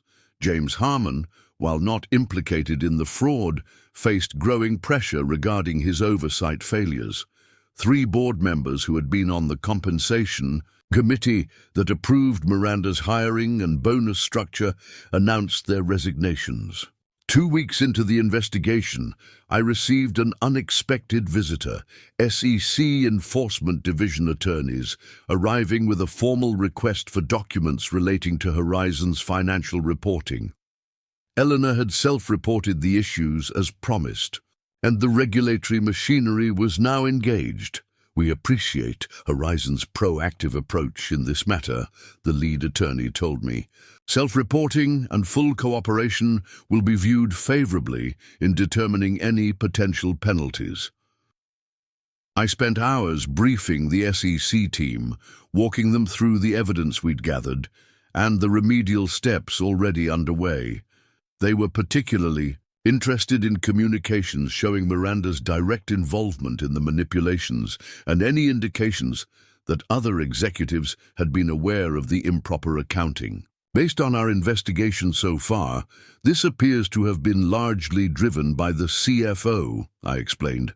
Other executives benefited from the inflated results through the bonus structure, but we haven't found evidence that they knew the performance metrics were manipulated. No, what about board oversight? One of the attorneys asked. Where was the audit committee when these issues were developing?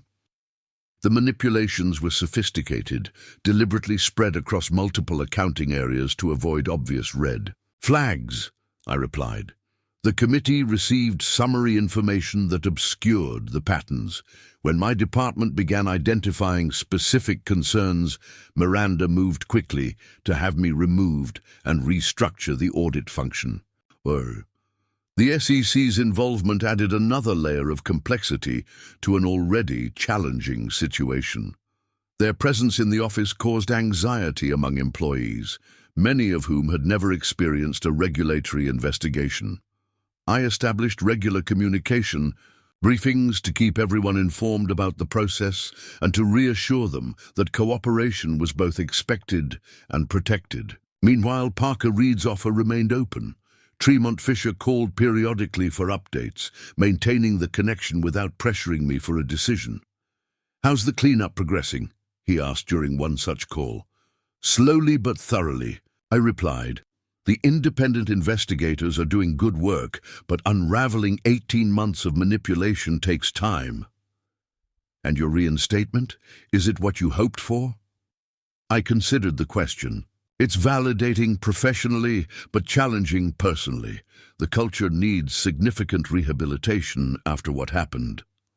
"The offer remains open when you're ready," Tremont assured me. though I suspect Horizon's board will fight to keep you now." He wasn't wrong.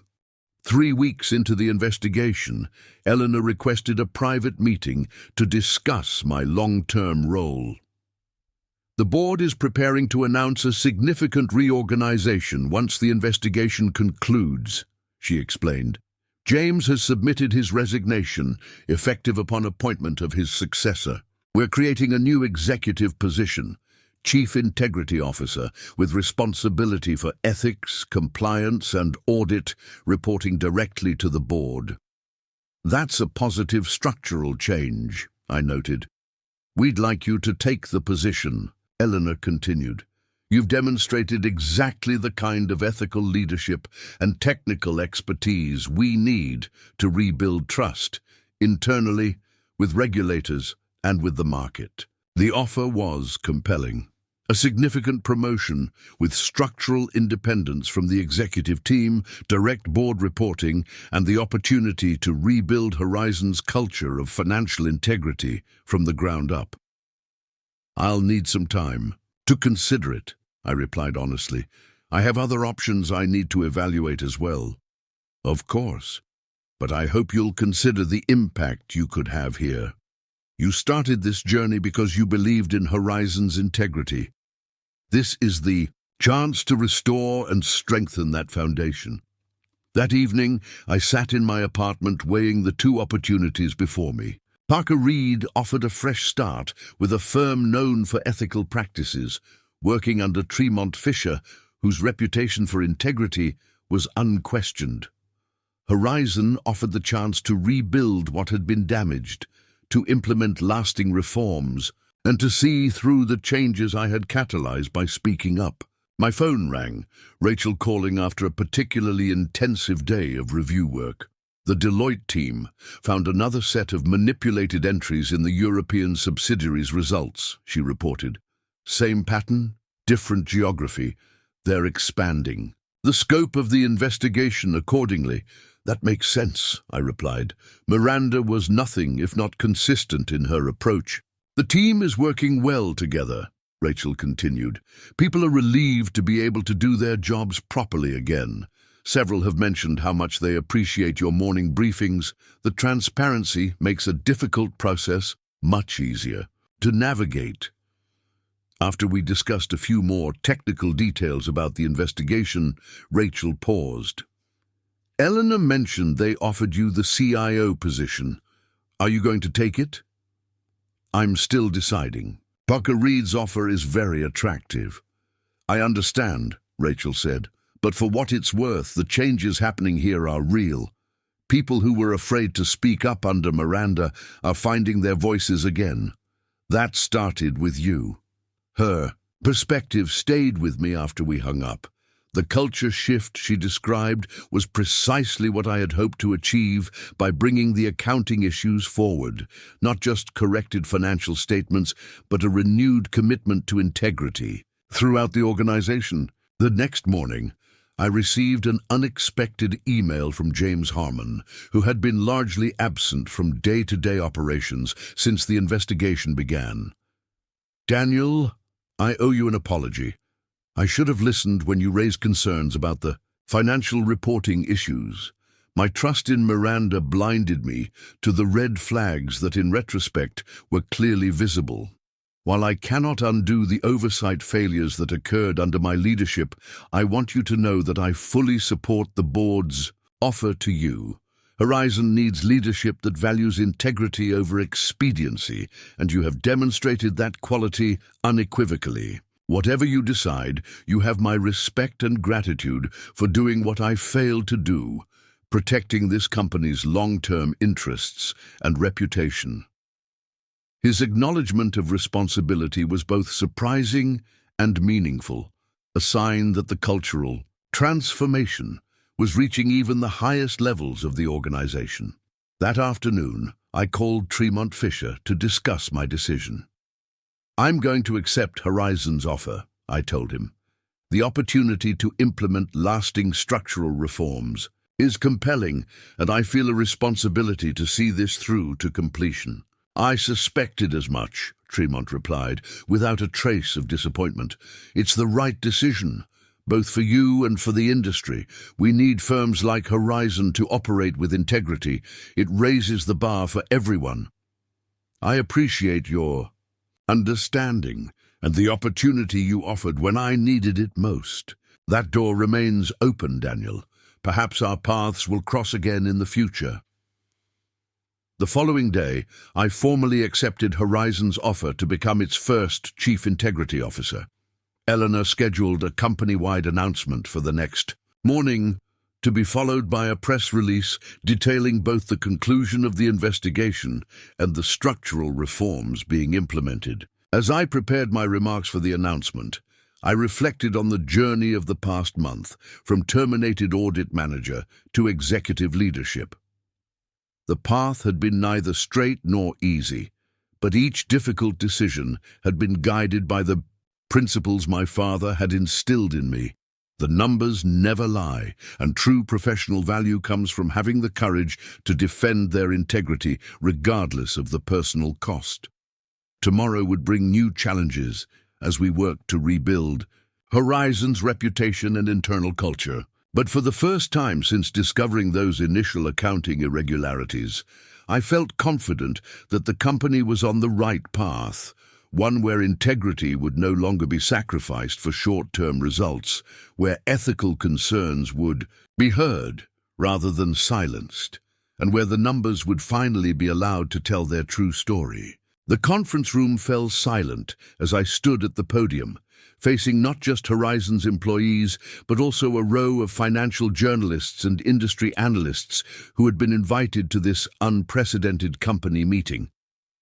6 weeks had passed since Miranda's termination, and today would mark a turning point, either the beginning of Horizon's redemption or the continuation of its public relations nightmare. Thank you all for being here, I began, adjusting the microphone.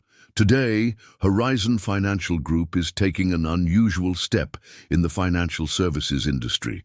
We're going to be completely transparent about our mistakes, the steps we've taken to correct them, and the structural changes we're implementing to ensure they never happen again. Camera shutters clicked as I continued.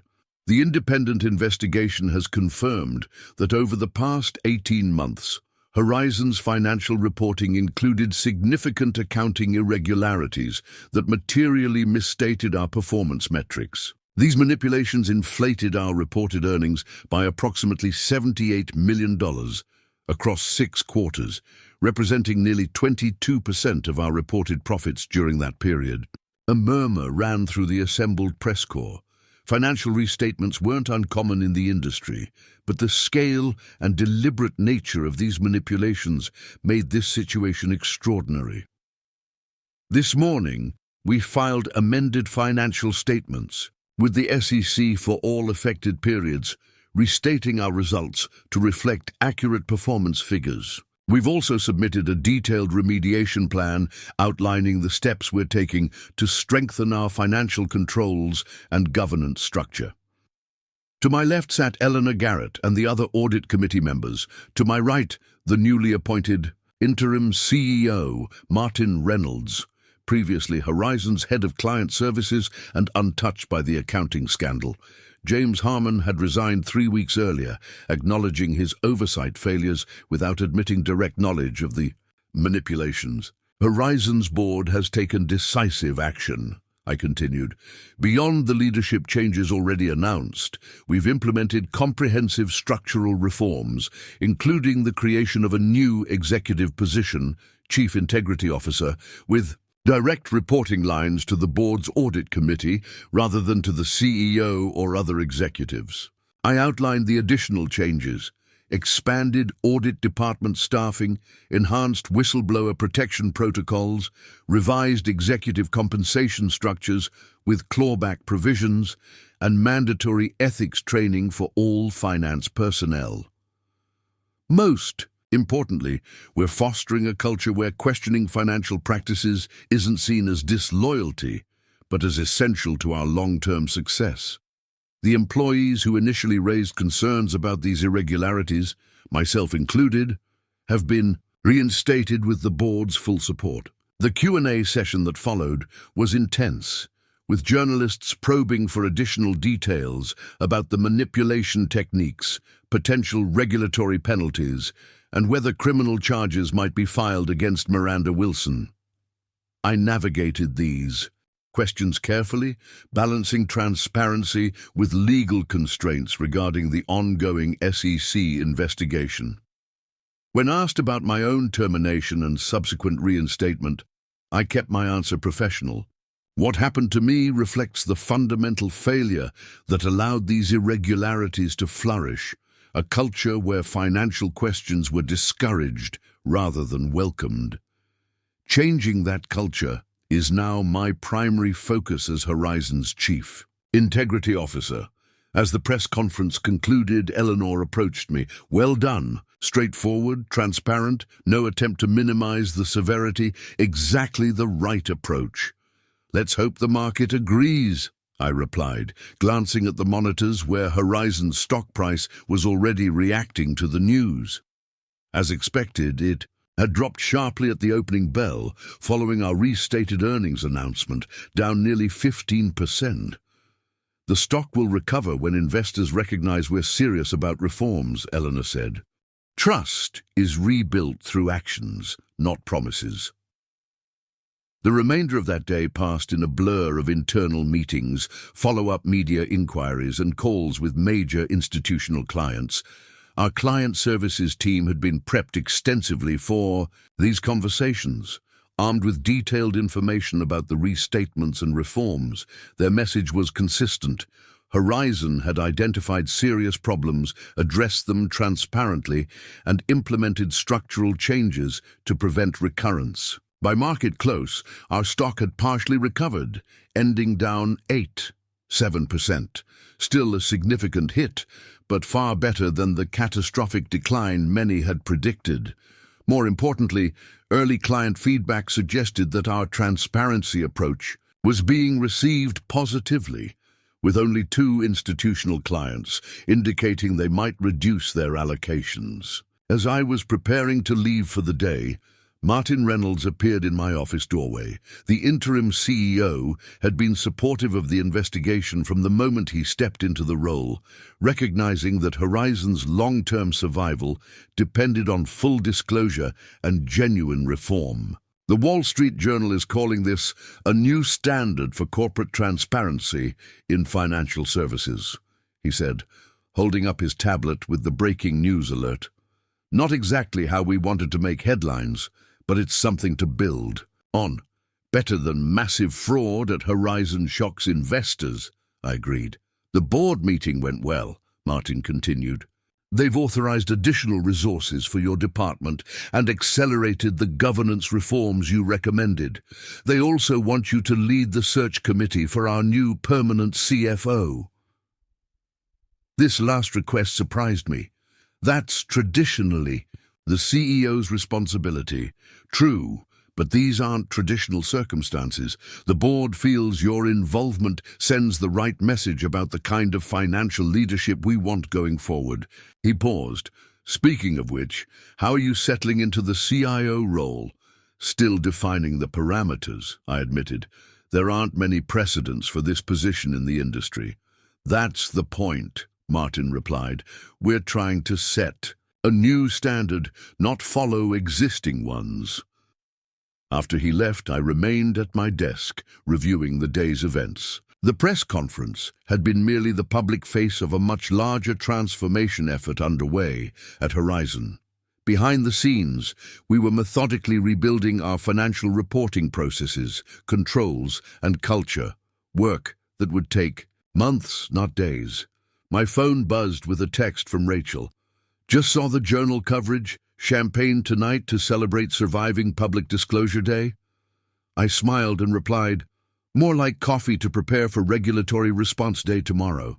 The next morning, as predicted, brought the official response from regulators. The SEC Enforcement Division announced a formal investigation into Horizon's financial reporting practices, though they acknowledged our self-disclosure and remediation efforts as significant mitigating factors. The Federal Reserve's banking supervision team requested additional information regarding potential impacts on our risk management and capital adequacy assessments. These regulatory inquiries, while expected, added another layer of complexity to our already challenging situation. For the next 2 weeks, I worked closely with our legal team and external counsel to coordinate our responses, ensuring complete cooperation while protecting Horizon's legitimate interests. Throughout this period, I maintained daily briefings with the audit and finance teams, creating a transparent information flow that stood in stark contrast to Miranda's secretive approach. These sessions became a forum where staff could raise concerns, ask questions, and contribute to the rebuilding process. During one such meeting, a junior financial analyst named Michael hesitantly raised his hand. "I've been reviewing some of the historical transactions from the European subsidiary, and I've noticed something concerning about how certain foreign exchange gains were recorded. Under the old regime, such an observation might have been dismissed, or the employee subtly discouraged from pursuing it. Instead, I asked Michael to elaborate, and when his explanation revealed potential additional manipulations we hadn't yet identified, I publicly thanked him and immediately assigned a team to investigate further. "This is exactly the kind of professional skepticism we need," I told the group. "Michael just demonstrated what our culture should be, one where questions are welcomed, not suppressed." The incident became something of a turning point internally. In the days that followed, several other employees came forward with observations or concerns about past practices, each of which we documented and investigated thoroughly. This grassroots engagement accelerated our remediation efforts and helped identify issues that might otherwise have remained hidden. 1 month after our public disclosure, I received an unexpected visitor. Lisa Chen, my attorney during the initial whistleblower phase, appeared at my office. "I came to see how my favorite whistleblower is adjusting to executive life," she said, settling into the chair across from my desk, Miranda's former desk, a symbolism not lost on either of us. "Still finding my footing," I admitted. "Building is harder than exposing. That's why most whistleblowers don't stick around afterward," Lisa observed.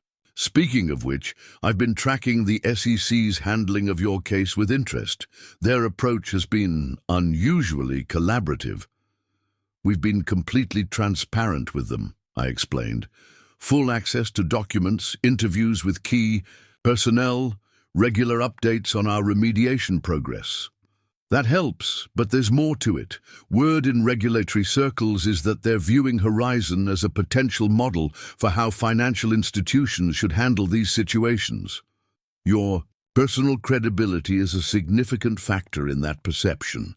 This was encouraging news. While we couldn't avoid penalties entirely, the violations were too significant for that. A cooperative relationship with regulators would help minimize additional damage to Horizon's reputation and finances. "There's something else you should know," Lisa continued. "I've heard from reliable sources that the SEC is preparing charges against Miranda Wilson personally. They're building a case that she knowingly directed the accounting manipulations for personal financial gain." "Will they need my testimony?" I asked. "Almost certainly, along with Henry Warren and others from the finance team. The documentation is compelling, but first-hand accounts from those she pressured will strengthen their case considerably. The prospect of testifying against Miranda in regulatory proceedings or potentially criminal court was daunting but necessary. The manipulations hadn't been victimless technicalities. They had misled investors, distorted market perceptions, and unfairly enriched executives at the expense of shareholders and employees whose bonuses were tied to legitimate performance metrics. 2 days later, I received formal notice from the SEC requesting my testimony in their case against Miranda Wilson. The deposition was scheduled for the following month, with potential court appearances to follow if the case proceeded to litigation rather than settlement. That evening I called Henry Warren, who had returned to his controller position at Horizon, following Miranda's departure. "Did you receive the SEC notice?" I asked. "This morning," he confirmed. "They want me to walk through specific transactions and explain how Miranda directed the improper accounting treatments. I've already started organizing my notes and documentation. How are you feeling about testifying?" Henry was silent for a moment. Nervous, obviously, but also resolved. I compromised my professional standards by not pushing back harder. When these issues first appeared, "This is my opportunity to set the record straight." His words resonated with me. For all of us involved in exposing the manipulation, this wasn't just about punishing wrongdoing, it was about reaffirming the ethical standards that should govern our profession. The following weeks brought a gradual stabilization to Horizon's operations. Our stock price, after the initial drop, had begun a slow recovery as investors recognized the thoroughness of our remediation efforts. Client retention had exceeded expectations, with only 3 institutional clients ultimately deciding to reduce their allocations to Horizon funds. Internally, the culture shift was becoming more evident daily. Finance team members who had worked cautiously under Miranda's regime were now actively engaged in strengthening controls and transparency. The audit department, rebuilt with both returning veterans and new hires, had established a robust system of continuous monitoring rather than periodic reviews. My testimony to the SEC took place on a rainy Tuesday morning in their Boston field office. For nearly 6 hours, I walked through the chronology of events, from my initial identification of accounting irregularities through my termination and the subsequent investigation. The enforcement attorneys were particularly interested in specific conversations with Miranda where her intent to manipulate results had been most evident. "In your professional opinion," the lead attorney asked, "could these patterns of misstatement have occurred through error or legitimate differences in accounting judgment?" "No," I replied firmly. "The consistent direction of the errors, always inflating current period performance, always coinciding with executive bonus thresholds, makes coincidence or judgment differences statistically impossible. This was deliberate manipulation." As I left the SEC offices that afternoon, I felt a weight lifting. My part in the regulatory process was largely complete. Now it would follow its own course toward whatever sanctions or penalties were deemed appropriate for Miranda's actions. 2 days later, the SEC announced civil charges against Miranda Wilson for securities fraud, seeking financial penalties, disgorgement of bonuses received, and a lifetime ban from serving as an officer or director of a public company. Simultaneously, the U.S. Attorney's Office announced it was reviewing the case for potential criminal charges related to securities fraud and wire fraud. Miranda's public response came through her attorney. Ms. Wilson categorically denies any wrongdoing and looks forward to presenting her side of this story, which has thus far been shaped by disgruntled former employees with personal grievances. The accounting treatments in question represent legitimate professional judgments made in good faith. The statement was predictable, but rang hollow in light of the extensive documentation and multiple witnesses prepared to testify about her direct instructions to manipulate financial statements. 6 weeks later, facing mounting evidence and the prospect of criminal charges, Miranda agreed to a settlement with the SEC. Without admitting or denying wrongdoing, standard language in such settlements, she accepted a $2 million penalty, disgorgement of $7 million in bonuses received during the affected periods, and a 5-year bar from serving as an officer or director of a public company. The news reached Horizon during our quarterly all-hands meeting. Martin Reynolds, still serving as interim CEO while the search for a permanent leader continued, shared it with the assembled employees. This resolution doesn't undo the damage to our reputation, but it does allow us to close an unfortunate chapter in Horizon's history, he said. More importantly, it validates the courage of those who spoke up when it would have been easier to remain silent. He gestured toward me, seated in the front row. Daniel's willingness to risk his career rather than compromise his integrity set an example that has transformed our organization. The structures and culture we're building now will ensure that such manipulation can never again take root at Horizon. The room erupted in applause, not for me specifically, I understood, but for what the moment represented. A reaffirmation of the ethical standards that should have guided us all along. After the meeting, as employees filed out, Rachel approached me. You know what today reminds me of? That risk management seminar we attended 3 years ago, where the speaker talked about organizational courage as the ultimate internal control. I remembered it clearly. A concept that had seemed theoretical at the time, but had proven all too real in our experience. He said something about how all the formal controls in the world can't compensate for a culture where people are afraid to speak up, I recalled. Exactly. Back then it seemed like academic talk, now we've lived it. Rachel glanced around at the departing finance and audit team members, many of whom had played crucial roles in the investigation and remediation efforts. These people aren't afraid anymore. That's the real change. She was right. Beyond the structural reforms, beyond the restated financials and regulatory settlements, the most significant transformation at Horizon was cultural, a shift from fear to empowerment, from blind obedience to professional skepticism, from short-term metrics to long-term integrity. The following month brought another milestone. The announcement of Horizon's new permanent CEO, Diane Matthews, an industry veteran known for her emphasis on ethical leadership and sustainable growth. In her first meeting with the executive team, she made her priorities clear. I joined Horizon because of how you've handled this crisis, she told us. Many organizations try to minimize, deflect, or bury their failures. You've done the opposite. Confronted them honestly, learned from them, and built something better as a result. She turned to me specifically.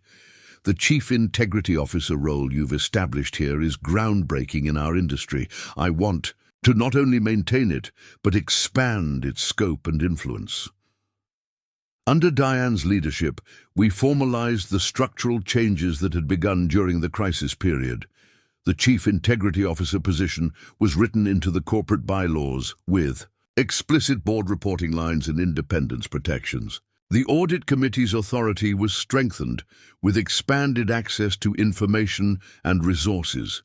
Executive compensation was restructured to emphasize long-term performance and ethical leadership rather than quarterly metrics. These reforms attracted attention beyond Horizon itself. Industry publications began featuring our governance model as a potential template for other financial institutions. Regulatory authorities cited our remediation approach in guidance documents for companies, addressing similar issues.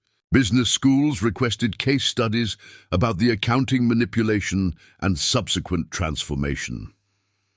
1 year after Miranda's termination, Horizon had not only survived the crisis, but emerged stronger from it.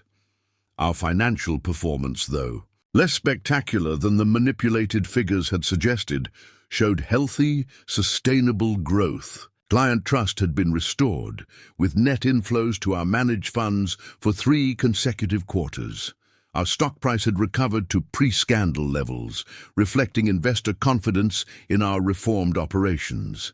During this period, I occasionally encountered former Horizon executives who had left during or shortly after the scandal.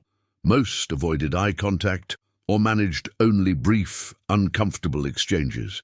But one former senior VP approached me directly at an industry conference in Chicago. "I owe you an apology," he said, pulling me aside during a reception. "When you were raising questions about those accounting practices, I thought you were being needlessly rigid, making trouble over technical issues. I was wrong." His candor surprised me. "What changed your perspective?"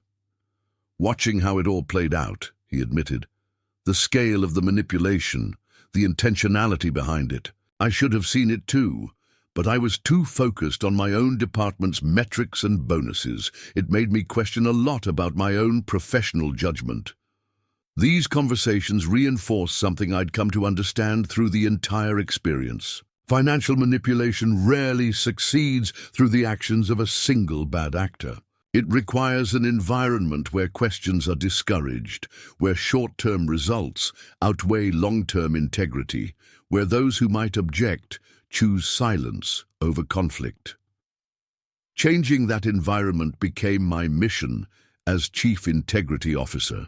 Beyond the formal controls and governance structures, I focused on building a culture where ethical concerns could be raised without fear, where professional skepticism was valued rather than punished, where the integrity of our financial reporting was understood as fundamental to our business rather than an administrative burden. 18 months after the scandal broke, I received an unexpected email from Tremont Fisher at Parker Reed Associates, the firm that had offered me a position when I was first terminated from Horizon.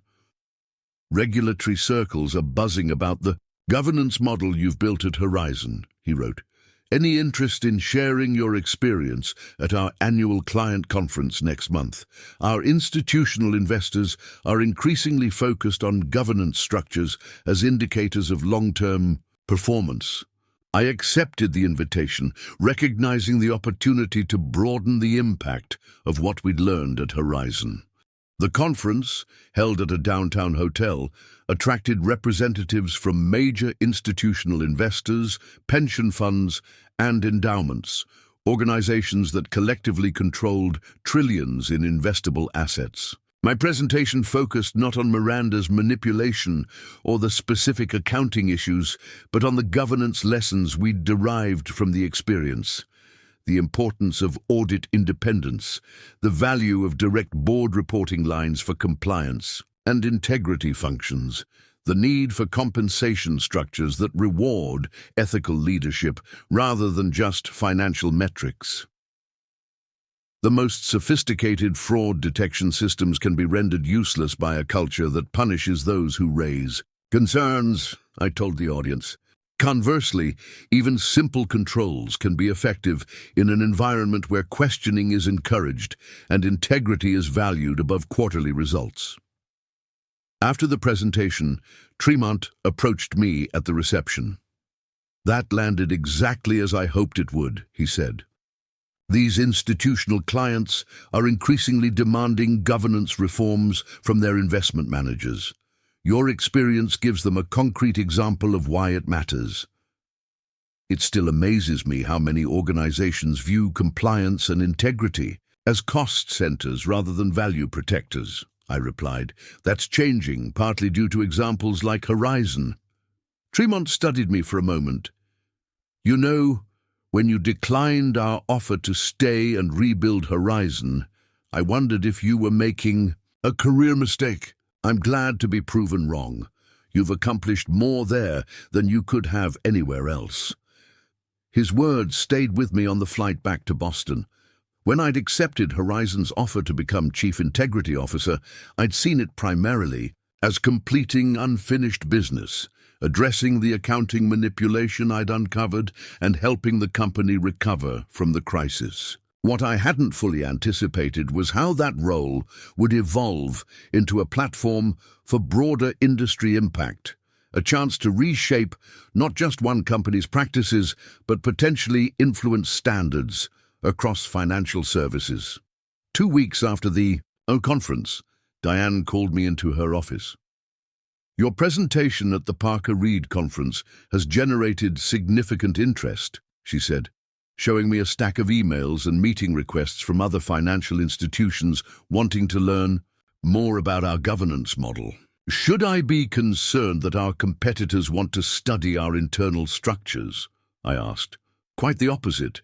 If our approach to integrity and governance becomes an industry standard, that's a win for everyone, including us. She leaned forward. The board has discussed creating a more formal program to share our model with other organizations. They're calling it the Financial Integrity Initiative. They'd like you to lead it. The proposal would expand my role beyond Horizon's internal operations to include outreach to other financial institutions, development of best practice standards, and potentially even work with regulatory authorities on improved governance frameworks. This goes well beyond what I imagined when I accepted the CIO position, I admitted. That's rather the point, Diane replied with a smile. The most meaningful contributions often come from places we didn't expect to find ourselves. As I considered the opportunity, I thought about the journey that had brought me here, from terminated whistleblower to corporate executive to potential industry reformer. None of it had been planned or anticipated. It had all stemmed from a simple decision to uphold the professional principles my father had taught me. The numbers never lie, and true value comes from having the courage to defend their integrity.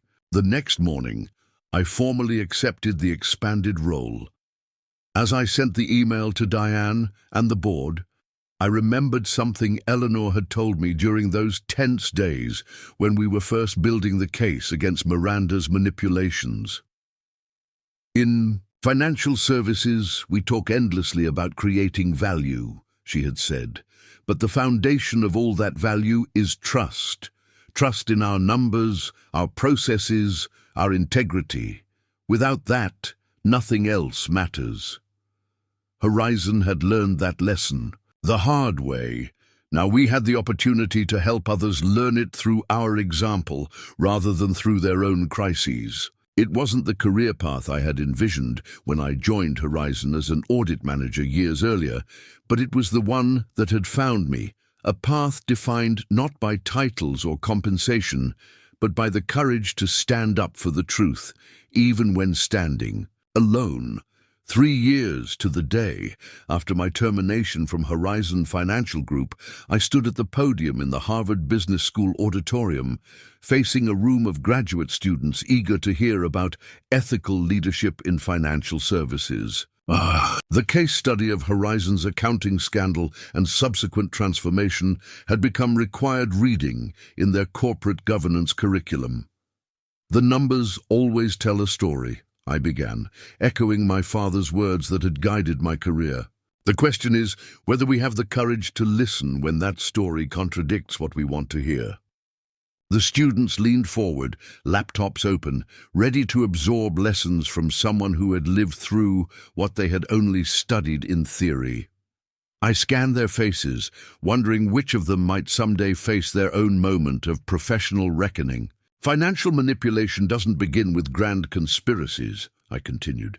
It starts with small compromises, aggressive revenue recognition here, a delayed expense there, justified as necessary for meeting quarterly targets or satisfying market expectations. These small compromises create a slippery slope that can eventually lead to outright fraud. I shared the key milestones of Horizon's journey. The initial accounting irregularities I'd discovered, my termination for pursuing them, the audit, committee investigation that exposed the full scope of the manipulation, and the comprehensive remediation that followed. I emphasized not just the technical failures, but the cultural conditions that had allowed them to flourish. The most sophisticated controls can be rendered ineffective by a culture that punishes those who raise concerns, I explained. Conversely, even basic controls can be effective when supported by a culture that values integrity over short-term results. During the Q&A session that followed, a student raised her hand. Given what you experienced, would you recommend others take the whistleblower path you did? The professional risks seem enormous. It was a fair question, one I had reflected on many times over the years. Whistleblowing should never be the first option, I replied carefully. Exhaust internal channels first. Document everything. Build alliances with those who share your concerns. But if those approaches fail and the issues are material, then yes, I believe professionals have an ethical obligation to speak up, despite the risks. I shared how the Parker Reid job offer had provided critical financial security during my whistleblower period, a privilege many in similar situations don't have. I acknowledged the professional isolation and stress I'd experienced, even with that safety net. But I would make the same decision again, I concluded, because ultimately, our professional value isn't measured by titles or compensation, but by our willingness to uphold the integrity of our work, even when it's difficult.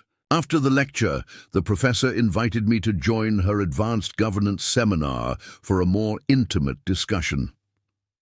12 students gathered around a conference table, eager to explore the nuances that hadn't fit into the main presentation. What happened to the other executives who benefited from the manipulated results? One student asked. Were there consequences beyond the CFO? The CEO resigned, I explained. While there was no evidence he directed the manipulation, he acknowledged his oversight failure. 2 division heads who had pressured their teams to meet Miranda's expectations also left the company. Others remained, but with significant changes to their compensation structures and new accountability measures. And Miranda Wilson, where is she now? After serving her 5-year bar from officer and director positions, she established a private consulting practice, I said. Our paths crossed once at an industry conference last year. She avoided eye contact and left the session when I was introduced as a panelist. The students nodded, absorbing the real-world consequences of ethical failures that their textbooks could only describe in abstract terms. As I left the campus that evening, I reflected on how much had changed since that rainy day when I'd been escorted from Horizon's offices. The Financial Integrity Initiative I'd launched had expanded beyond Horizon to include 12 major financial institutions. Our governance framework had been endorsed by industry associations and cited favorably by regulatory authorities. Most gratifying, several whistleblowers from other organizations had reached out to me for guidance, finding in my experience a roadmap for their own difficult journeys. My phone buzzed with a text from Rachel, now Horizon's Chief Audit Officer. Board approved the expanded ethics training program. Full implementation next quarter. Your legacy continues to grow. I smiled at her message. Rachel had been my strongest ally throughout the crisis and its aftermath. She'd declined numerous external offers to stay at Horizon, committed to cementing the cultural changes we'd begun. Her promotion to CAO the previous year had been one of my proudest moments as her mentor and friend. The Uber driver glanced at me in the rearview mirror. Good lecture? I think so, I replied. Talking to students about financial ethics, trying to catch them before they develop bad habits. He nodded approvingly. Important work. My retirement fund got crushed in 2008 because people who should have known better looked the other way. Need more folks with a conscience in those big firms. His comment reminded me why I continued sharing Horizon's story, despite having told it hundreds of times. For every student or financial professional in my audiences, there were thousands of ordinary people whose financial security depended on the integrity of our financial systems. People who would never know my name, but whose lives could be profoundly affected by the ethical choices made in corporate boardrooms and accounting departments. Back at my hotel, I found an email from Tremont Fisher, who had become a valued mentor and friend since those early days when he'd offered me a position at Parker Reid.